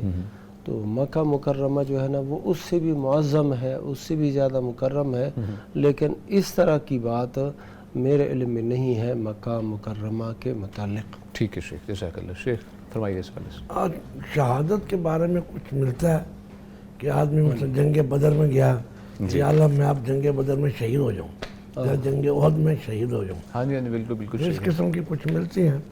شہادت میں تھوڑی سی گنجائش دے دیتے ہیں باقی. ٹھیک ہے شیخ، جزاک اللہ خیر. بہت شکریہ. آج کے دور میں بھی جنگ ہو تو اس میں کہا جا سکتا ہے. ٹھیک ہے شیخ. کفار کے ساتھ جنگ و محارب کفار کے ساتھ. جی ٹھیک ہے. بہت شکریہ شیخ. شیخ مفتی نجیب اللہ طارق صاحب. شیخ محترم ہمنا ریحان صاحبہ لکھتی ہیں جی تحیۃ الوضو کے نفل پڑھنے سے پہلے جب تک اعضاء گیلے ہوں تب تک بولنا نہیں چاہیے، کیا یہ درست ہے شیخ؟ نہیں، میرے علم میں کوئی ایسی بات نہیں ہے. اچھا. میرے علم میں تو کہ اس سے پہلے بولنا نہیں چاہیے. ہاں جو دو نفل تحیۃ الوضو جب وضو کیا تو بولنا تو ہے، دعا نہیں پڑھنی. جی بالکل وضو کی دعا پڑھنی ہے. ٹھیک ہے. اوکے شیخ آپ بتائیے گا اعضاء جب تک گیلے ہوں تب تک وہ پوچھنا چاہ رہی ہیں بہن کہ بولنا جائز ہے یا نہیں؟ بالکل جائز ہے. اچھا ٹھیک ہے. ممانعت کی کوئی ایسی واضح دلیل آئی نہیں ہے. اچھا. اور یہ لوگوں میں بعض اوقات ایسی باتیں مشہور ہوتی ہیں. بعض نے یہ بھی مشہور کیا ہوتا ہے کہ فجر کی نماز جو ہے نا جب سنتیں ادا کرو پھر بات نہیں کر سکتے. ہاں جی. تو وہ پھر اشاروں سے بات کرتے ہیں. حالانکہ اللہ کے نبی صلی اللہ علیہ وسلم کی حدیث ہے، ام المؤمنین عائشہ رضی اللہ عنہ بیان فرماتی ہے کہ نبی صلی اللہ علیہ وسلم جب سنتیں پڑھ لیتے تھے اگر میں جاگ رہی ہوتی تو پھر مجھ سے کلام فرماتے، باتیں کرتے، اور اگر میں نہیں جاگی ہوتی تو پھر آپ نا دائیں پہلو پر لیٹ جاتے. تو بہر صورت ایسی کوئی روایت بات ہے نہیں کہ ابھی تحیۃ المسجد پڑھی نہیں ہے یا تحیۃ الوضو پڑھی نہیں ہے تو باتیں بھی نہیں کرنی. ٹھیک ہے شیخ. مولانا شاید میرے خیال میں کوئی ایسی ایک روایت آتی ہے کہ 2 رکعت پڑھے اور اس میں کوئی اپنے دل میں بات نہ کرے. شاید اس نے اس سے انسان لے لیا ہو مطلب اس سے اگر مطلب لے تو وہ اس کا وہ مطلب تو یہ ہے کہ دوران نماز بندہ خالص اللہ سبحانہ و تعالیٰ کی طرف متوجہ رہے اور ایسے ادھر ادھر کے خیالات جو ہے نا وہ نہ آئے. جی تو ٹھیک ہے. ٹھیک ہے شیخ، جزاک اللہ. مفتی عبدالولی خان صاحب، شیخ محسن ظہیر کے نام سے آئی ڈی ہے، لکھتے ہیں بھائی سوال یہ ہے کہ کیا وضو کرنے کے بعد اعضاء وضو صاف کر لینے چاہیے یا نہیں خود ہی خشک ہو جائیں؟ ہاں جی دونوں باتوں کی گنجائش ہے. اچھا. آپ چاہیں تو تولیہ کے ساتھ رومال کے ساتھ یہ ہاتھ جو ہے نا صاف کریں، خشک کریں، بالکل آپ کے لیے یہ جائز ہے. اسی طرح آپ نہیں خشک کرتے تو اس کی بھی بالکل گنجائش ہے اور درست ہے. اللہ کے نبی صلی اللہ علیہ وسلم نے وضو کیا، میمونہ رضی اللہ تعالیٰ عنہ ام المؤمنین ہے، نبی صلی اللہ علیہ وسلم کی زوجہ محترمہ ہے. انہوں نے کہا میں نے نا کپڑا آگے کیا تو اللہ کے نبی صلی اللہ علیہ وسلم نے فلم یریدھا، آپ صلی اللہ علیہ وسلم نے اس کپڑے کا ارادہ نہیں کیا، انہیں اس کو نہیں لیا. جی ٹھیک ہے. تو یہ بالکل ثابت ہے. بندہ اعضاء وضو کو نہیں خشک کرتا اس کے لیے گنجائش ہے. اگر خشک کرتا ہے بعض اوقات سردی ہوتی ہے اور بندہ اعضاء وضو خشک نہ کرے تو مزید ٹھنڈ لگ جاتی ہے یا کپڑوں پہ نہ کوئی ایسے ہو جاتا ہے تو خشک کرنے ٹھیک ہے. دونوں گنجائش. ٹھیک ہے شیخ آپ بتائیے. ٹھیک ہے لیکن مشورہ ہے اچھا सर्दियों में खुशक कर लो, गर्मी में ना करो. اچھا ٹھیک ہے, مشورہ دے اوکے شیخ, جزاک اللہ خیر, بہت شکریہ. شیخ نجیب اللہ طارق صاحب فرمائیے گا شیخ محترم, اگر کسی وارث نے والدین کی بیماری کے دوران ان کی خدمت کی ہو تو کیا خدمت کی بنیاد پر اسے وراثت میں زیادہ حصہ مل سکتا ہے شیخ؟ خاصا یہ پیچیدہ مسئلہ اصل میں یہ بھی نا میرے خیال میں ہر خاندان کا علیحدہ ہوتا ہے. اچھا, میں بتاتا ہوں, ایسے واقعات آئے ہیں کہ 2 بچے ملک سے باہر ہیں, رہ رہے ہیں, جی, باپ پاکستان میں ہے اپنے, اور بچہ اپنی ساری جو جمع پونجی ہے وہ باپ کی بیماری پہ لگا دیتا ہے. بچہ اپنی جمع پونجی, اپنے باپ جتنے پیسے ہیں, جی شیخ, اور وہ بیٹے وہاں باہر بیٹھے ہیں, ان کے پاس پیسے ہیں. اب باپ کو چاہیے کہ وہ لکھے کہ میں نے اپنے بیٹے کے اتنے پیسے دینے ہیں, جو اس نے بیماری پہ خرچ, وصیت کر کے جائے کہ میرے بیٹے نے میری بیماری کے اوپر اتنے پیسے دیے ہیں, یہ اس کو بطور وراثت نہیں, یہ اس کے جو دیے میری وراثت سے اس کو ادا کیے جائیں, اس نے میری بیماری پہ لگایا. یہ اس باپ کو کیا دینا چاہیے اپنی زندگی میں. اگر نہیں کہا تو پھر وہی جو پہلے بات نہیں ہوئی تھی کہ اخلاقیات کے طور پہ بھائیوں کو چاہیے کہ اس کو زیادہ دے دیں. ٹھیک ہے شیخ. شیخ محترم شیخ عبدالولی خان صاحب, شیخ محترم مریم طاہر کے نام سے آئی ڈی ہے, لکھتے ہیں جی فجر کی 2 سنتیں, پہلی رکعت میں سورہ کافرون اور دوسری رکعت میں سورہ اخلاص پڑھنا, اور اسی طرح عشاء اور مغرب ان دونوں کی سنتوں میں بھی یہ صورت ادا پڑھنا کیا سنت سے ثابت ہے یا نہیں شیخ؟ جی ہاں, فجر کی سنتوں کے متعلق تو سورہ کافرون اور سورہ اخلاص یہ پڑھنے کا ثبوت ملتا ہے. باقی جو ہے مغرب اور جو ہے نا عشاء, اس کے متعلق مجھے علم نہیں ہے. جی شیخ. اچھا شیخ محترم, جو شیخ جس بارے میں ڈسکشن کر رہے تھے, میں چاہوں گا اس حوالے سے آپ بھی فرمائیے کہ والدین کی خدمت جس نے کی ہو کیا وراثت میں حصہ؟ یہ جو حقیقت تو یہ ہے کہ ایک بیٹا والدین کی خدمت بھی کر رہا ہے, جی, وہ اپنے کام کاج, ڈیوٹی اور جو اس کا پیشہ ہے وہ بھی متاثر ہو جاتا ہے, لیکن یہ اجر کما رہا ہے بے حد زیادہ, بہت زیادہ, بے شک سے بہت زیادہ اجر کما رہا ہے, اور یہ اخروی اعتبار سے اس کے لیے بڑی سعادت کی بات ہے. دنیاوی اعتبار سے بھی عزت اور مرتبے کی بات ہوتی ہے. جو بیٹا والدین کی خدمت کرتا ہے معاشرے کے اندر وہ بہت ہی معزز سمجھا جاتا ہے. ٹھیک ہے. اچھا, اب نا شیخ صاحب نے تو وہ مشورہ دیا کہ والد مکرم جو ہے نا وہ لکھ دے کہ میری بیماری پر اس بیٹے نے پیسے خرچ کیے ہیں, وہ میرا جو ہے میرے اوپر قرضہ ہے. جو شیخ نے اگزامپل دی ہے بڑی ویسے ڈیسنٹ اگزامپل. اچھا, تو یہ جو ہے نا ایک اور صورت بھی بن سکتی ہے, وہ یہ کہ یہ بھائی اپنے بھائیوں سے کہے کہ بھائی میں نے نا والد مکرم کی خدمت کی ہے, تجارت اور کام اور یہ چیزیں مجھ سے رہ گئی افیکٹ ہوئی ہیں بہت زیادہ. اچھا, اور پیسے بھی میرے اتنے خرچ ہو گئے ہیں, مجھے اس کا جو ہے نا جو حصہ بنتا ہے آپ لوگوں پر وہ دے دو. ٹھیک ہے. اور بعض معاشروں میں ایسا ہی ہوتا ہے, باپ کی خدمت وغیرہ کرنے اور سب کچھ کرنے کے بعد جب وفات ہو جاتی ہے تو وہ جتنے پیسے اس نے خرچ کیے ہوتے ہیں اور یا اس کا جو نقصان ہوا ہوتا ہے وہ پھر دیگر بھائیوں پر باقاعدہ تقسیم کرتے ہیں. ٹھیک ہے. اور وہ پھر اس کی تلافی ہو جاتی ہے. لیکن میراث میں اس کو زیادہ حصہ دینا اس بنیاد پر یہ تو نہیں ہے. ٹھیک ہے. اچھا, وہ جی شیخ, وہ جو فجر کی سنتوں والا مسئلہ ہے نا, جی جی شیخ سے تو اس بہن کو بتا دیں یا وہ بھائی ہیں, جی جی جی حضور سے ثابت ہے کہ آپ نے فجر کے فرضوں میں بھی یہ 2 صورتیں پڑھی ہیں, قل اعوذ برب الفلق اور قل اعوذ برب الناس. اچھا, یہ صورت فرضوں میں پڑھی ہیں. اچھا, ایک پہلے فرض میں ایک اور دوسرے فرض میں ایک. ہاں جی, اس طرح. اچھا, یہ بھی ہماری سنت ہے اور اس کو غالباً یہ سفر کا واقع ہے. اچھا ٹھیک ہے. اور نارمل روٹین میں شیخ کیا پڑھتے تھے حضور اقدس صلی اللہ علیہ وسلم فجر کی نماز میں؟ اور نبی صلی اللہ علیہ وسلم تو یہ طوال مفصل جو ہے نا سورہ حجرات یا سورہ قاف سے آخر تک, ہاں جی ہاں جی, ان میں یہ جو لمبی لمبی صورتیں ہیں یہ پڑھا کرتے تھے.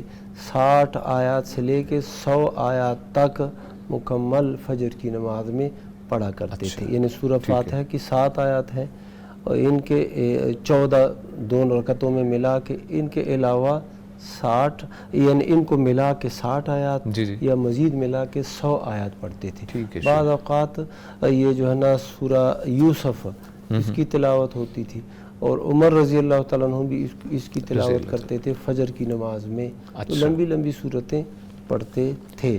اور جمعے کی صبح، جمعے کا دن ہے، فجر کی نماز میں اللہ کی نبی صلی اللہ علیہ وسلم الف لام میم السجدہ پہلی رکعت میں، دوسری رکعت میں حل اتی علی الانسان حین من الدہر، یہ صورت پڑھا کرتے تھے۔ اور شیخ ان صورتوں کی وہ خاص خصوصیت ہے، اس میں کیا ذکر ہوا دونوں صورتیں جو جمعے والے دن پڑھنی؟ یہ جو ہے نا، اس میں قیامت کا بھی ذکر ہے، انسانی تخلیق کا بھی ذکر ہے، بعث و جزا کا بھی ذکر ہے، اس لحاظ سے۔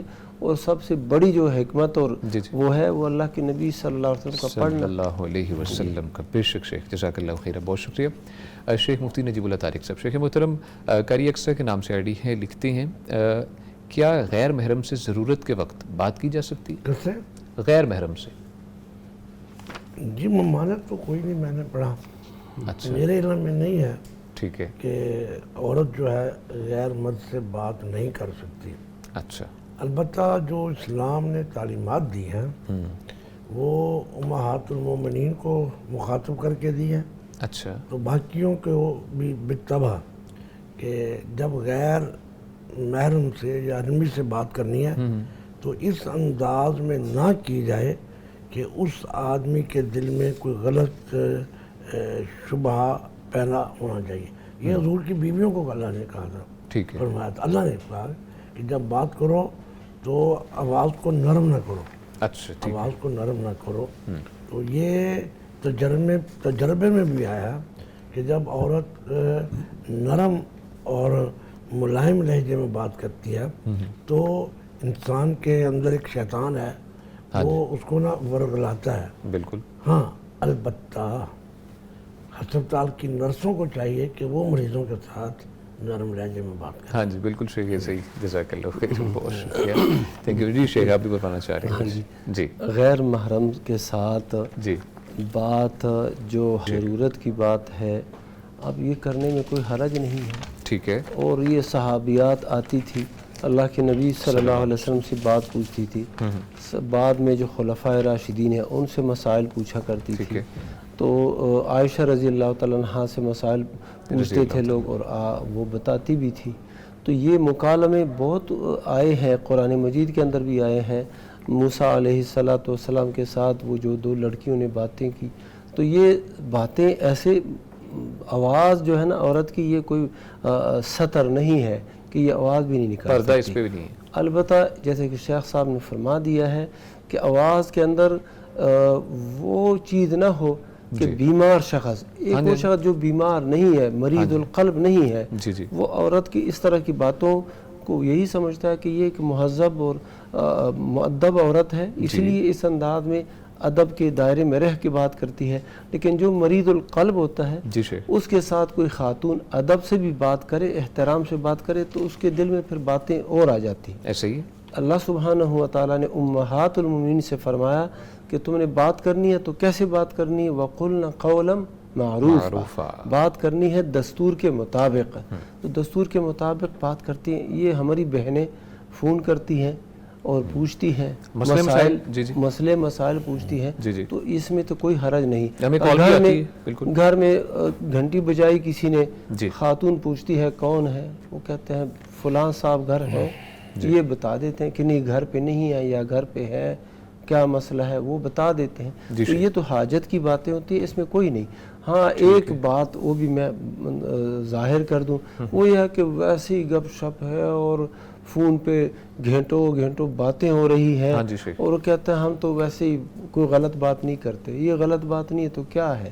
ٹھیک ہے، غیر محرم کے ساتھ، وہ چاچے کا بیٹا ہے، ماموں کا بیٹا ہے، جو بھی ہے، اس کے ساتھ اس طرح لمبی لمبی کالیں نہ کرو، مختصر جو ضرورت کی بات ہے وہ کرو اور بس۔ ٹھیک ہے شیخ، جزاک اللہ خیر۔ لائیو کالر ہے ہمارے ساتھ، السلام علیکم۔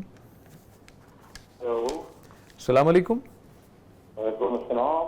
محمد حنیف صاحب آزاد کشمیر سے، بہت شکریہ حنیف صاحب، آپ نے ہمیں کال کی، فرمائیے کیا پوچھیں گے آپ؟ جی گزارش یہ ہے کہ میت کو سفید کپڑے کا کفن دیا جاتا ہے، جی کیا اس سے آپ کا کوئی دوسرے کپڑے کا بھی کفن ہو سکتا ہے؟ اچھا، کہ کوئی اور کلر کا؟ اور کلر کا؟ جی جی ٹھیک ہے جی، بہت شکریہ. محمد حنیف صاحب آزاد کشمیر سے ہمارے ساتھ موجود تھے. شیخ محترم مفتی نجیب اللہ طارق صاحب فرمائیے گا شیخ. نبی علیہ السلام نے ترغیب تو دی ہے صلی اللہ علیہ وسلم سفید کی. سفید کی، لیکن یہ ترغیب دی ہے، واجب نہیں قرار دیا اس کو اچھا ٹھیک ہے. کہ وہ کہ لازمی نہیں ہے. بہتر یہ ہے کہ سفید نہیں ہو، اگر نہیں تو کسی دوسری چادر میں بھی. باقی جو ایک ہوتا ہے بہتر سفید ہے، لیکن اگر کوئی ایسی صورت ہے تو کسی رنگ میں بھی دیا جا سکتا ہے. شیخ مفتی عبدالولی خان صاحب اس حوالے سے فرمائیے. ہاں جی، یہی شیخ صاحب نے جو فرما دیا. جی جی. سفید جو لباس ہے اس کی فضیلت ہے، اللہ کے نبی صلی اللہ علیہ وسلم نے اس کے پہننے کا بھی حکم دیا. اچھا. وَكَفِّنُوا فِيهَا مَوْتَاكُمْ، اور اس میں اپنے مردوں کو کفن بھی دیا کرو. جی جی. تو یہ ترغیب ہے. ٹھیک ہے. باقی کوئی بھی رنگ کا ہے اس میں کفن دینا بالکل درست ہے. ٹھیک ہے شیخ. شیخ پوچھا یہ گیا ہے کہ اگر شوہر عمرہ کرنے سے روکے اور بیوی نے عمرے کی نظر بھی مانی ہو تو ایسی صورت میں اس کی شرعی ذمہ داری کیا ہوگی؟ پہلی بات تو یہ ہے کہ عمرہ یہ بعض اہل علم کی نزدیک بذات خود یہ سنت ہے. ٹھیک ہے. اور فرض نہیں ہے. فرض نہیں. اور اہل تحقیق وہ یہ کہتے ہیں کہ نہیں، جس طرح حج فرض ہے یہ عمرہ بھی فرض ہے. ٹھیک ہے. لیکن حج پھر رکن اسلام ہے، عمرہ ارکان اسلام میں سے نہیں ہے. جی. لیکن فرض ہے. باہر صورت یہاں پر ایک اور چیز بھی آ گئی ہے کہ عورت نے نظر مانی ہے عمرے کی، تو یعنی وہ دو فرض، پہلے اگر انہوں نے عمرہ نہیں کیا ہے جی جی اور نظر بھی مان لی ہے تو اب یہ ایک لازم عمرہ ہو گیا ہے. تو لازم عمرے کی صورت میں جو ہے خاوند کی اجازت ہونی تو چاہیے، لیکن اگر وہ اجازت نہ دے اور اس کے پاس محرم ہے، یعنی اس کا بھائی ہے، اس کا باپ ہے، اس کا بیٹا ہے، تو یہ خاوند کو مطمئن کرے. اگر وہ مطمئن نہیں ہوتا تو مختصر دورانی کے لیے جا کے عمرہ کرے اجازت کے بغیر. اجازت خاوند فرض جو چیز ہوتی ہے نا اس میں پھر خاوند کی اجازت ضروری نہیں ہوتی. یعنی حج ہے اور اس عورت کے پاس اس پر یہ حج فرض ہو گیا ہے، عمرہ اس پہ فرض ہو گیا ہے اور محرم بھی موجود ہے، پھر یہ جائے خاوند صاحب کے لیے جو ہے نا. ٹھیک ہے. ٹھیک ہے. تھوڑی بات کرنا چاہوں گا. شیخ آپ بھی فرمائیے اس والے سے. اگر وہ سمجھتی ہے کہ اگر میں گئی تو میرے گھر میں فساد برپا ہو، رشتہ بھی ٹوٹ سکتا ہے، اس کو چاہیے کفارہ دے دے. ٹھیک ہے. اپنی نظر کا اگر خاوند نہیں راضی ہو رہا، خاوند نہیں راضی ہو رہا، پتہ ہے کہ میرے گھر میں فساد ہوگا، میرے گھر میں لڑائی ہوگی، ہمارے تعلقات خراب ہو جائیں گے، اگر ان چیزوں کا اندیشہ ہو وہ اپنی نظر کا کفارہ دے دے.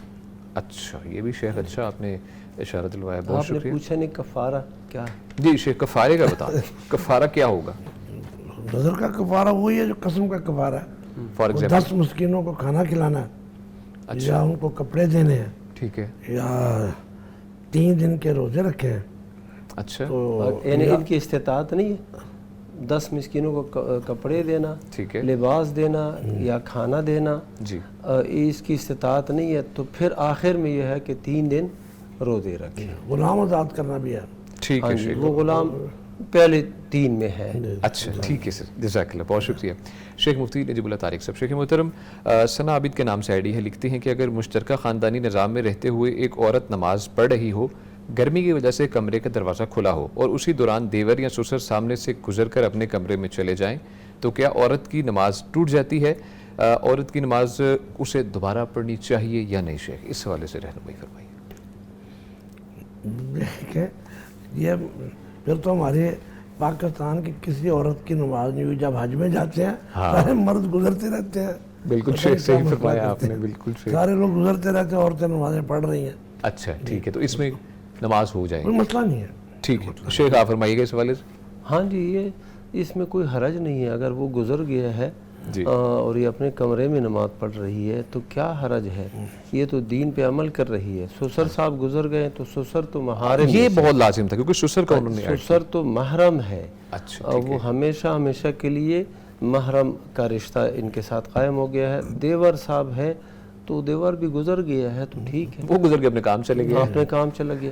یہ جو ہے نا، یعنی یہ ضروری نہیں ہے کہ آپ کا چہرہ کھلا ہے نماز کے دوران تو عورت ضرور سر پہ دوپٹہ ہاں جی، رکھتی covered ہے کرتے ہیں اور باقاعدہ سارے اعضاء کو چھپاتی ہے سوائے چہرے کے، ہاتھوں کے، یہ ہتھیلیوں کے.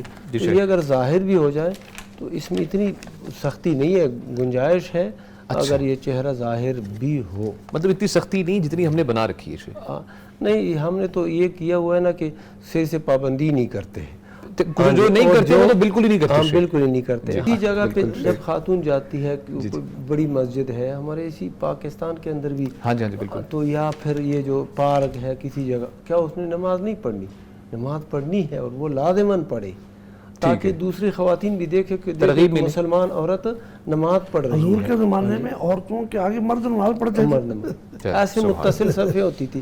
یہ مردوں اور وہ تو گھر والے بھی نہیں تھے اور اس کے بعد جی خواتین، وہ تو رشتہ دار بھی نہیں ہوتے تھے، وہ صحابہ کرام اور صحابیات ہوتے تھے. بہت شکریہ.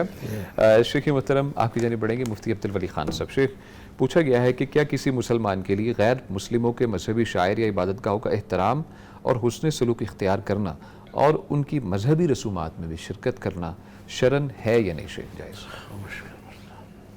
یہ تو ایک سوال میں نے کئی مسائل کو جمع کیا گیا ہے شیخ، اور ہر ایک کے مسائلستان ہے، مسائلستان ہے، ہر ایک کے نا مختلف جوابات ہیں. جی شیخ فرمائیے. اب جو ان کی مذہبی جو تہوار ہیں، مذہبی رسومات ہے، تو ان مذہبی رسومات میں تو مسلمان شریک نہیں ہوں. جی اچھا، ایک ہے کہ ان کا جو عبادت خانہ ہے، جی شیخ، اس عبادت خانے پر بندہ گند پھینکنا شروع کر دے اور اسی طرح یا اور نقصان پہنچانا شروع کر دے، جی شیخ، تو یہ تو جائز نہیں ہے. ٹھیک ہے. جب ان کو اجازت مل گئی ہے، حکومت نے اجازت دے دی ہے، یا ان کا عبادت خانہ پہلے سے چلا آ رہا ہے، اب جو ہے اس کو نہ گرانا تمہارے لیے درست ہے اور نہ ہی اس کی کوئی توہین اور خرابی اس کے اندر پیش کرنا یہ درست ہے. وجہ یہ ہے کہ یہ مسلمان ایسے نہیں ہے کہ ایک ملک میں رہتے ہیں. مسلمان اللہ کے فضل و کرم سے یہ بہت کثیر تعداد میں ہے اور سارے ممالک کے اندر ہی موجود ہے. اگر آج آپ ایک غیر مسلم کے عبادت خانے کو آپ اس طرح کرتے ہیں، کوئی توہین کریں گے، کوئی اہانت کریں گے، تو وہ آپ کی جو مساجد ہیں، عبادت خانے ہیں، ان کے علاقوں میں ان کے ساتھ پھر کیا مسئلہ ہوگا؟ اس لیے مسلمان جو ہے جو اپنی حد میں رہے، اور جو غیر مسلم ہے وہ محارب نہیں ہے اور وہ انہوں نے آپ پہ حملہ نہیں کیا ہے اور ان کے ساتھ آپ کی لڑائی نہیں ہو رہی ہے، تو اللہ سبحانہ و تعالیٰ نے فرمایا کہ تمہیں اللہ نہیں منع کرتا ان تبروہم، ان کے ساتھ بھلائی کرنے سے اللہ تمہیں نہیں منع فرماتا، ان کے ساتھ انصاف کرنے سے اللہ سبحانہ و تعالیٰ تمہیں نہیں منع فرماتا. مدینہ منورہ کے اندر یہ یہود رہتے تھے، دوسرے غیر مسلم رہتے تھے. اللہ کے نبی صلی اللہ علیہ وسلم بھلائی کرتے تھے. وہ ایک غیر مسلم جو بیمار ہو گیا تھا بچہ، تو اللہ کے نبی صلی اللہ علیہ وسلم اس کے گھر گئے اور اس کی عیادت کی، پوچھا. یعنی وہ ایسے بچہ، نابالغ بچہ نہیں تھا، بالغ بچہ تھا، نوجوان تھا، خدمت کرتا تھا. تو پھر اللہ کے نبی صلی اللہ علیہ وسلم نے دعوت بھی دی کہ اسلام لے آؤ. تو اس نے اپنے باپ کی طرف دیکھا، باپ نے کہا اطیع ابا القاسم، نبی صلی اللہ علیہ وسلم کی اطاعت کرو، تو وہ ایمان لے آیا. اسی طرح اور بھی بہت سے معاملات یہ ہوتے رہے ہیں، تو یہ نہیں ہے بس ان کی مذہبی رسومات میں شرکت کرنا مناسب نہیں. مذہبی رسومات شرکت ان سینس شیخ انٹرفیتھ آپ کو پتہ ہے جو ماشاءاللہ ہارمونی ہے ہمارے پاکستان کے اندر، وہ شرکت کرتے ہیں صرف خیر سگالی کے لیے، عبادت میں حصہ نہیں لیتے، خیر سگالی کے لیے یہ گورنمنٹ کی طرف سے کیا جاتا ہے. مسلمان کو تھوڑا سا اپنی دین کے اوپر کاربند بھی رہنا چاہیے. ٹھیک ہے. خیر سگالی سے ایسا نہ ہو کہ وہ اپنا دین بھی نہ ان کے حوالے کر دیں. جزاک اللہ. شیخ فرمائیے گا اس بارے سے. حکمران جو ہے نا ہمارے حکمران، جی شیخ، اب ظاہر بات ہے ہمارے ملک میں ہندو کمیونٹی بھی ہے. ہاں جی. اب ان کا وزیر اعظم بھی شہباز شریف ہی ہے نا، سب کا شیخ، ہندوؤں کا بھی ہے، عیسائیوں کا بھی ہے. اچھا، اب اس سے بڑھ کر کچھ اور مسئلہ بھی ہے نا. بعض اوقات ہمارے جو مذہبی پیشوا ہیں، تو جب کسی علاقے میں کچھ دیکھتے ہیں فساد ہو گیا عیسائیوں کے ساتھ، پھر وہ ظاہر یکجہتی کے لیے ان کے گرجا میں جاتے علماء. ہاں جی بالکل. پھر بعض علماء آگے بڑھ جاتے ہیں، وہ کرسمس کا کیک بھی کاٹ دیتے ہیں نا، وہ کہتے ہیں کہ یہ.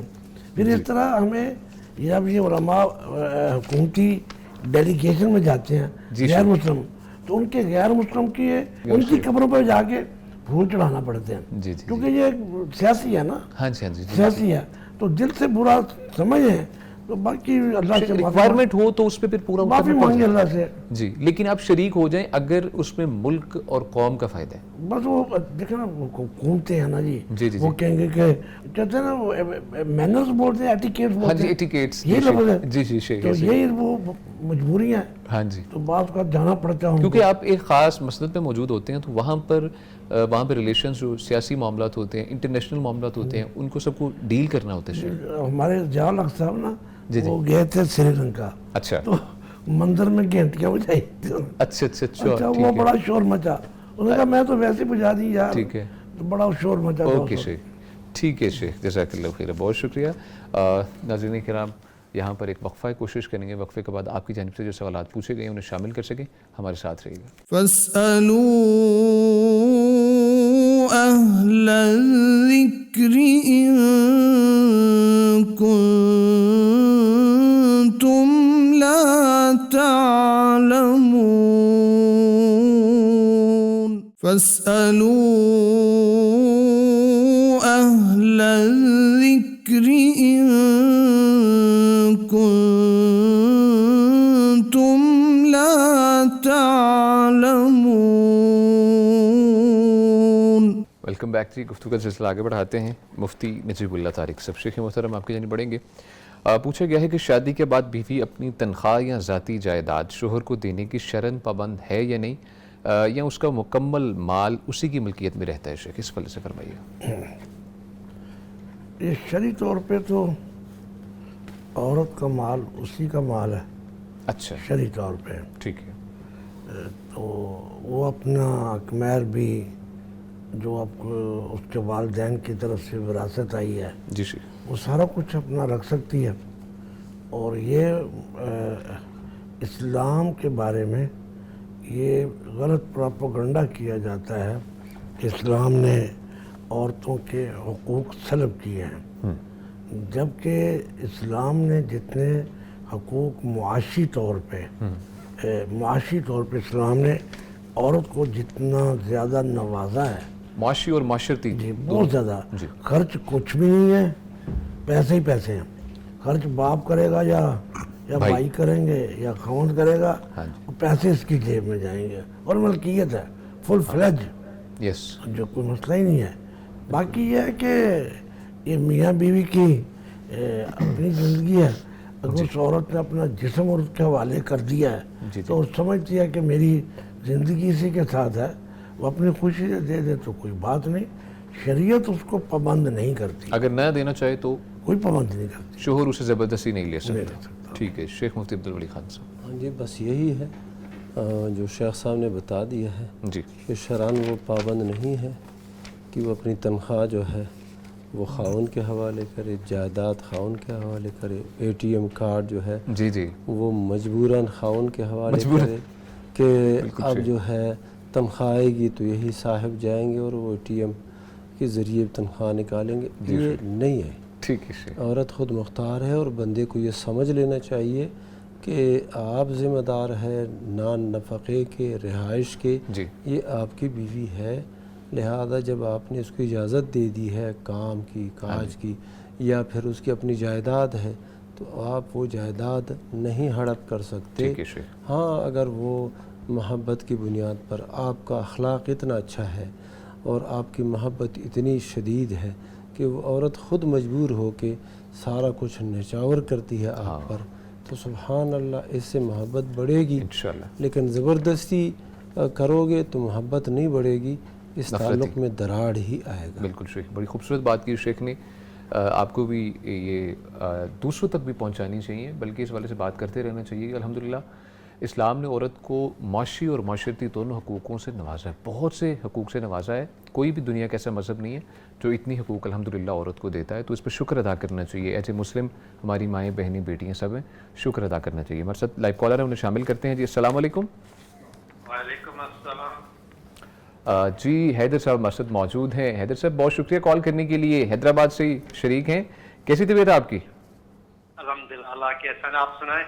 जी अल्हम्दुलिल्लाह, अल्लाह का शुक्र। आप हमें कॉल करते ही रहते हैं क्योंकि हमें याद इस तरह है कि हैदर साहब, आपका नाम हैदर है और कॉल भी हैदराबाद से ही करते हैं। क्या पूछना चाहेंगे आप?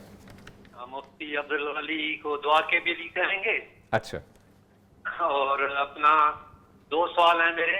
जी गैर मुस्लिम तेजियत के लिए आते हैं तो उनसे तेजियत कैसे करें? अच्छा और ठीक है। दूसरा हाजी जो आता है इनको मुबारकबाद देने के लिए वही गैर मुस्लिम आते हैं, अच्छा जूर और आबी जमजम दे सकते हैं कि नहीं? अच्छा जी ठीक है, बहुत शुक्रिया। हैदर साहब हमारे साथ मौजूद रहे हैदराबाद से शेख मुफ्ती अब्दुल वली खान साहब। शेख फरमाइएगा, दुआ भी भाई के लिए कीजिएगा, ख़ास आपसे कहा है। हाँ जी, अल्लाह सुब्हानहू व तआला हमारे इस भाई को सेहत आफ़ियत से नवाजे रखे, आफ़ियत अता फ़रमाए, माली वसात अता फ़रमाए, शुरूर और फितन से इनको महफूज रखे।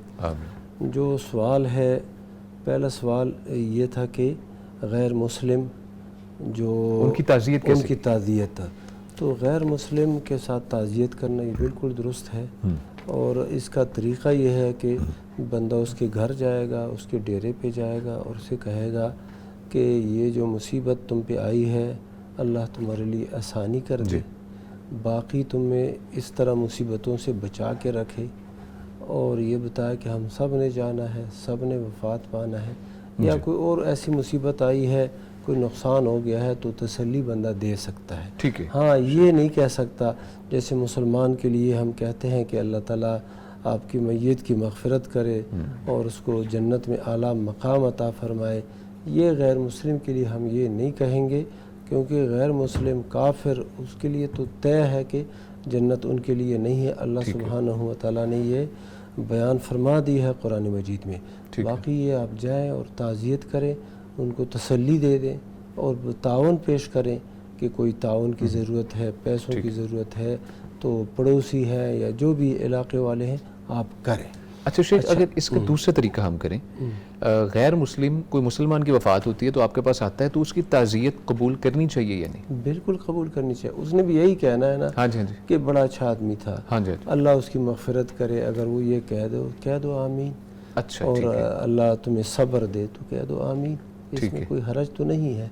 अच्छा। ये एक मुआशरती मसला भी बन जाता है और इस हद तक इस ताल्लुक़ रखना इसमें कोई हरज नहीं। ठीक है। अच्छा, गैर मुस्लिम आ जाते हैं, हाजी साहब उम्रे से आए हैं, हज से आए हैं, तो अब वो गैर मुस्लिमों को क्या मुबारकबाद देने आते हैं? मुबारकबाद देने आते हैं तो क्या पेश करें? ज़मज़म, बिलाशुबा ज़मज़म पेश करे, खजूर पेश करे, बल्कि इनको ज़्यादा दे दे।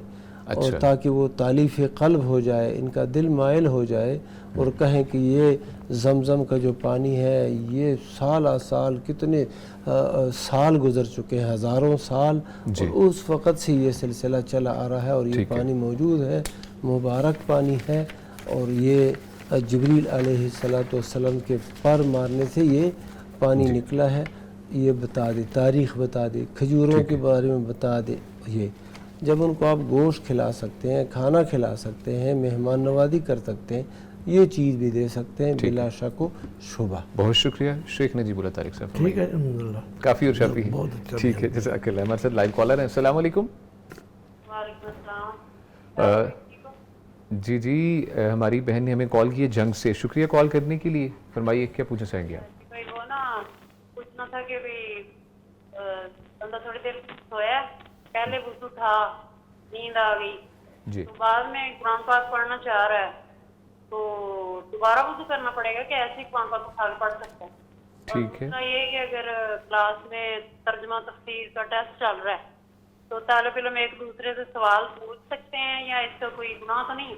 ठीक है, बहुत शुक्रिया। हमारी बहन ने हमें कॉल की जंग से, शेख मुफ्ती नजीबुल्लाह तारिक साहब। शेख फरमाइए।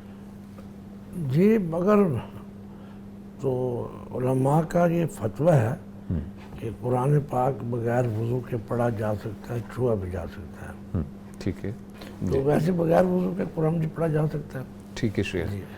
शेख मोहतरम, उन्होंने एक और सवाल किया है कि जो दीनी उलूम सीख रही हैं ख़वातीन, तो उस दौरान टेस्ट हो रहा है, अब टेस्ट के दौरान एक दूसरे से बातचीत या सवाल जवाब पूछना, इस पे गुनाह तो नहीं होगा शेख?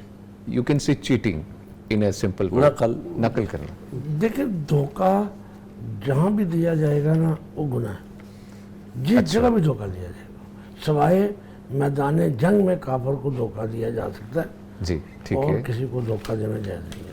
نہیں.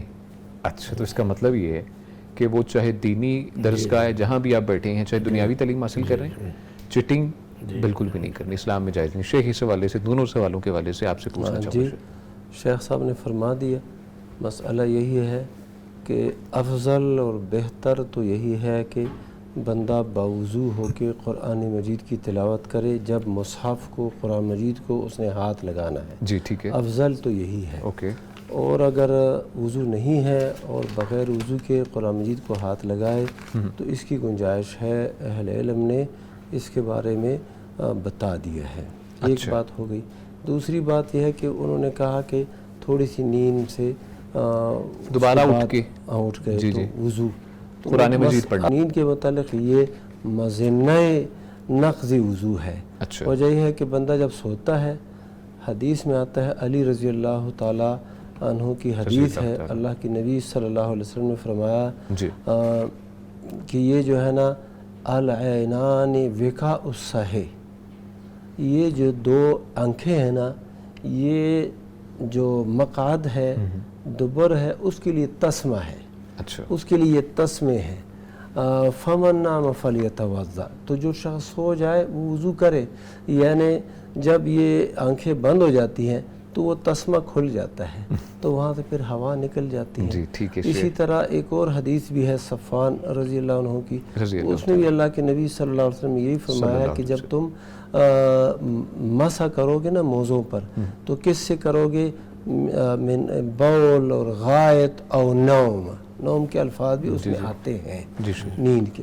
تو بہر صورت جب گہری نیند ہے, ایک تو اونگ ہے ابتدائی نیند, تو یہ اس سے وضو نہیں ٹوٹتا, اونگ سے وضو نہیں ٹوٹتا. جب وہ ہوا سے ظاہرہ باطنہ کا انقطاع ہو جائے پھر اس صورت میں وضو ٹوٹ جاتا ہے. ٹھیک, بہت شکریہ. We have a live caller with us. السلام علیکم.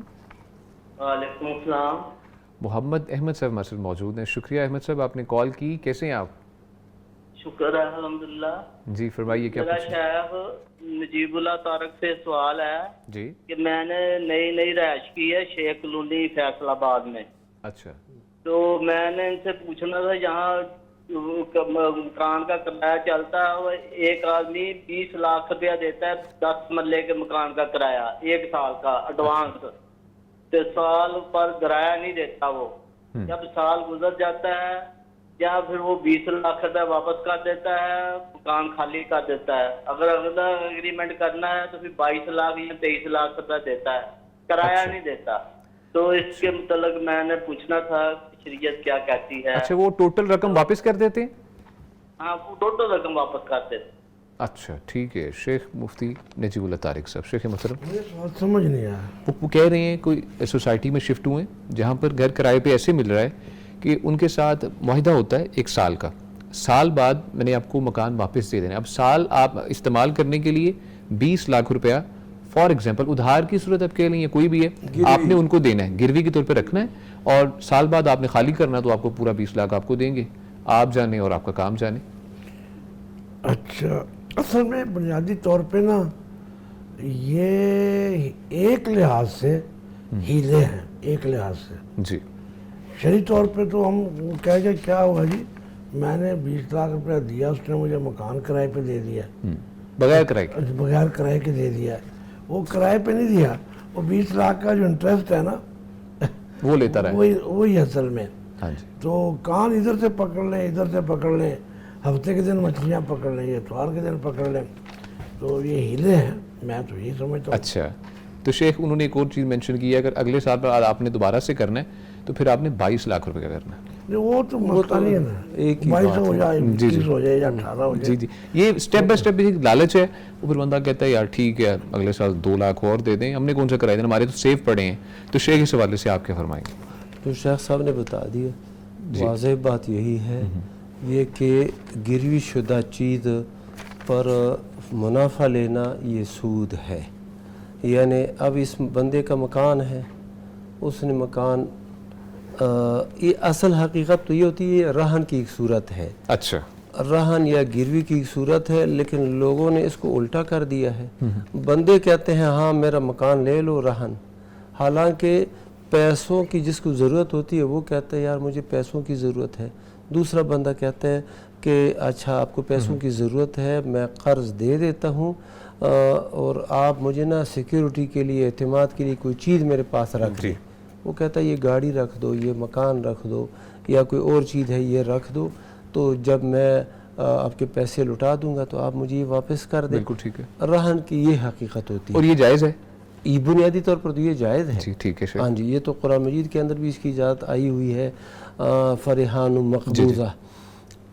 لیکن اس سے آپ فائدہ اٹھانا کہ 20 لاکھ روپے دے دیے ہیں قرض آپ نے، اب اس کے بدلے میں اس مکان میں خود رہ رہے ہیں، یا آپ نے کسی اور کو کرایہ پہ دے دیا ہے، اب وہ پیسے آپ جو ہیں لے رہے ہیں، یہ پیسے کیا ہے؟ یہ وہی سود ہے، وہی انٹرسٹ ہے، اور آپ اس کو جو بھی نام دے دیں یہ جائز نہیں۔ شیخ یہ جائز تو اگلے کے لیے نہیں ہے، جو دونوں شخص کے لیے نہیں ہے، دونوں کے لیے شیخ، کیونکہ ان اے سینس آف کہ اس نے 20 لاکھ روپے دے دیے، اب اس کے اوپر ہے، ڈیپینڈ کرتا ہے کہ وہ اس کا انٹرسٹ لیتا ہے بینک میں رکھ کے یا کیا طریقہ اختیار کرتا ہے، وہ تو نہیں ڈائریکٹلی کھا رہا۔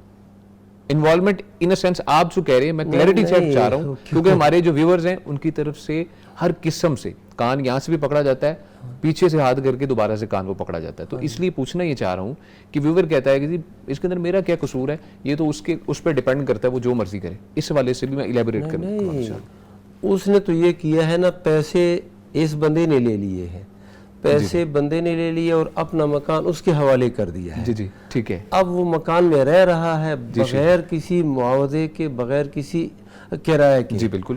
ہاں جی، اب وہ کیا کر رہا ہے؟ 20 لاکھ روپے دیے ہیں ہاں جی، اور مکان اپنے قبضے میں لے لیا ہے، تو اس قرض، یہ معاہدہ اصل میں بنیادی طور پر قرض ہی ہوتا ہے، تو کلو قرض جر نفعا فهو ربا، جو بھی قرض نفع کھینچ لائے وہ ربا ہوتا ہے، وہ سود ہوتا ہے۔ اچھا ٹھیک ہے۔ شیخ حدیث مسرات کوئی اس حوالے سے ہے، اس کا حوالہ؟ اچھا، حدیث مسرات تو بالکل ہے، لیکن اس کا جو مطلب ہے وہ الگ ہے۔ اچھا میں جاننا چاہ رہا ہوں۔ ہاں جی، حدیث مسرات ایسے ہے، اللہ کی نبی صلی اللہ علیہ وسلم نے فرمایا جس شخص نے ایک گائے، بھینس، دودھ والا جو جانور ہے وہ فروخت کیا ہے، اور فروخت کرنے والے نے ایسا کیا تھا کہ کئی دن سے اس کے تھنوں میں دودھ کو جمع کر دیا تھا۔ اچھا ٹھیک ہے۔ اچھا، اب جو ہے وہ فروخت کر دیا، کتنے ہے؟ یہ تو 2 لاکھ کا ہے بطور مثال۔ ٹھیک ہے۔ وہ 2 لاکھ کا اس نے وہ لے کے ایک دن دودھ لیا، ایک دفعہ بہت زیادہ لیا، بہت زیادہ لیا۔ اچھا، دوسری مرتبہ جب دودھ لینے لگے وہ اس کا نصف بھی نہیں ہے۔ اچھا، بندے کو پتہ چل گیا کہ یار یہ تو میرے ساتھ دھوکہ ہوا ہے، اس کے تھنوں میں اس نے دودھ جمع کیا تھا، تصریہ کیا ہوا تھا۔ ٹھیک ہے۔ اچھا، اب اس بندے کو اختیار ہے، اس بندے کو کیا اختیار ہے؟ یا تو رکھ لے، بس ٹھیک ہے یار اللہ کے سپرد، یا پھر جو دودھ اس نے استعمال کیا ہے اس دودھ کے بدلے 1 سا جو ہے نا کھجوروں کا وہ دے دے اس بندے کو، اور خود جو اس نے کر دیا ہے وہ دودھ استعمال کیے اس کا، اور پیسے اپنے لے لے۔ جو لوگ بات کرتے ہیں وہ ایک اور حدیث ہے، وہ حدیث یہ ہے کہ جو بندہ رہن میں کوئی جانور لے لے دودھ کا، اچھا یعنی ایک بندے کو پیسے چاہیے تھے، اس نے کہا پیسے لے لو بھائی کوئی حرج نہیں ہے، لیکن کیا اعتماد ہے تم میرے پیسے واپس کرو گے کہ نہیں؟ اس نے کہا یہ بھینس لے لو اپنے پاس رکھو، جب میں پیسے واپس کر دوں گا تو بھینس میری جو ہے نا وہ واپس کرو گی۔ انہوں نے کہا اب بھینس کون سی ہے؟ دودھ والی ہے۔ اب اس بندے نے اپنے گھر میں اس کو رکھا، اب یہ بھینس ایسی کھڑی رہے گی، کچھ کھائے گی پیے گی کہ نہیں؟ اچھا، اب جب وہ بندہ اس کو چارہ کھلائے گا، چارہ کھلانے کے بعد اس کا دودھ وہ حاصل کرے گا، اسی سے بنے گا بیسیکلی، وہ دودھ جو ہے نا وہ دودھ لے سکتا ہے اس چارے کے بدلے، کیونکہ وہ اسے فیڈ کر رہا ہے۔ اسی طرح کوئی گھوڑا ہے، اونٹ ہے، اس پر سواری بھی کر سکتا ہے، اس سواری پر جو کر سکتا ہے وہ فائدہ اٹھا سکتا ہے، کس بنیاد پر؟ وہ چارہ کھلانے کی بنیاد پر، وہ جو پیسے ہیں جو اس نے اس کو قرض دیے ہیں اس بنیاد پر یہ سواری نہیں کر رہا، اس بنیاد پر یہ دودھ نہیں لے رہا، بلکہ وہ چارہ کھلانے کے بدلے وہ دودھ لے رہا ہے، چارہ کھلانے کے بدلے اس گھوڑے پر سواری کر رہا ہے۔ بالکل شیخ، جزاک اللہ، بہت شکریہ شیخ محترم۔ ایلیبوریٹ کرنا بہت ضروری تھا، کیونکہ ہر قسم کے شیخ ایک سوال کے بہت سے طریقے سے سوال پوچھا جاتا ہے تاکہ کہیں نہ کہیں پھنس جائیں اور ہمارا معاملہ نکل آئے.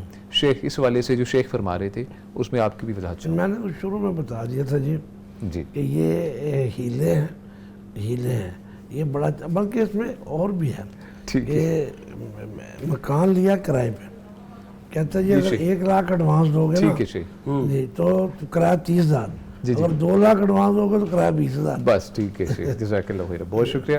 ناظرین کرام، پروگرام اپنے اختتام کو پہنچتا ہے. ہمارے ساتھ موجود رہے فضیلت الشیخ مفتی عبدالولی خان صاحب. شیخ شکریہ تشریف آپ. بارک اللہ تعالیٰ خوش رکھے. اور ان کے ساتھ موجود رہے فضیلت الشیخ مفتی نجیب اللہ طارق صاحب. شیخ محترم بہت شکریہ تشریف آپ کا.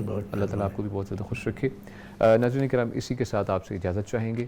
دعاؤں میں ہمیں ہمیشہ یاد رکھا کریں. آپ سے یہی درخواست کرتے ہیں. آپ سے ملاقات ہوگی اگلے پروگرام میں. اللہ نگہبان. فاسألوا أهل الذكر إن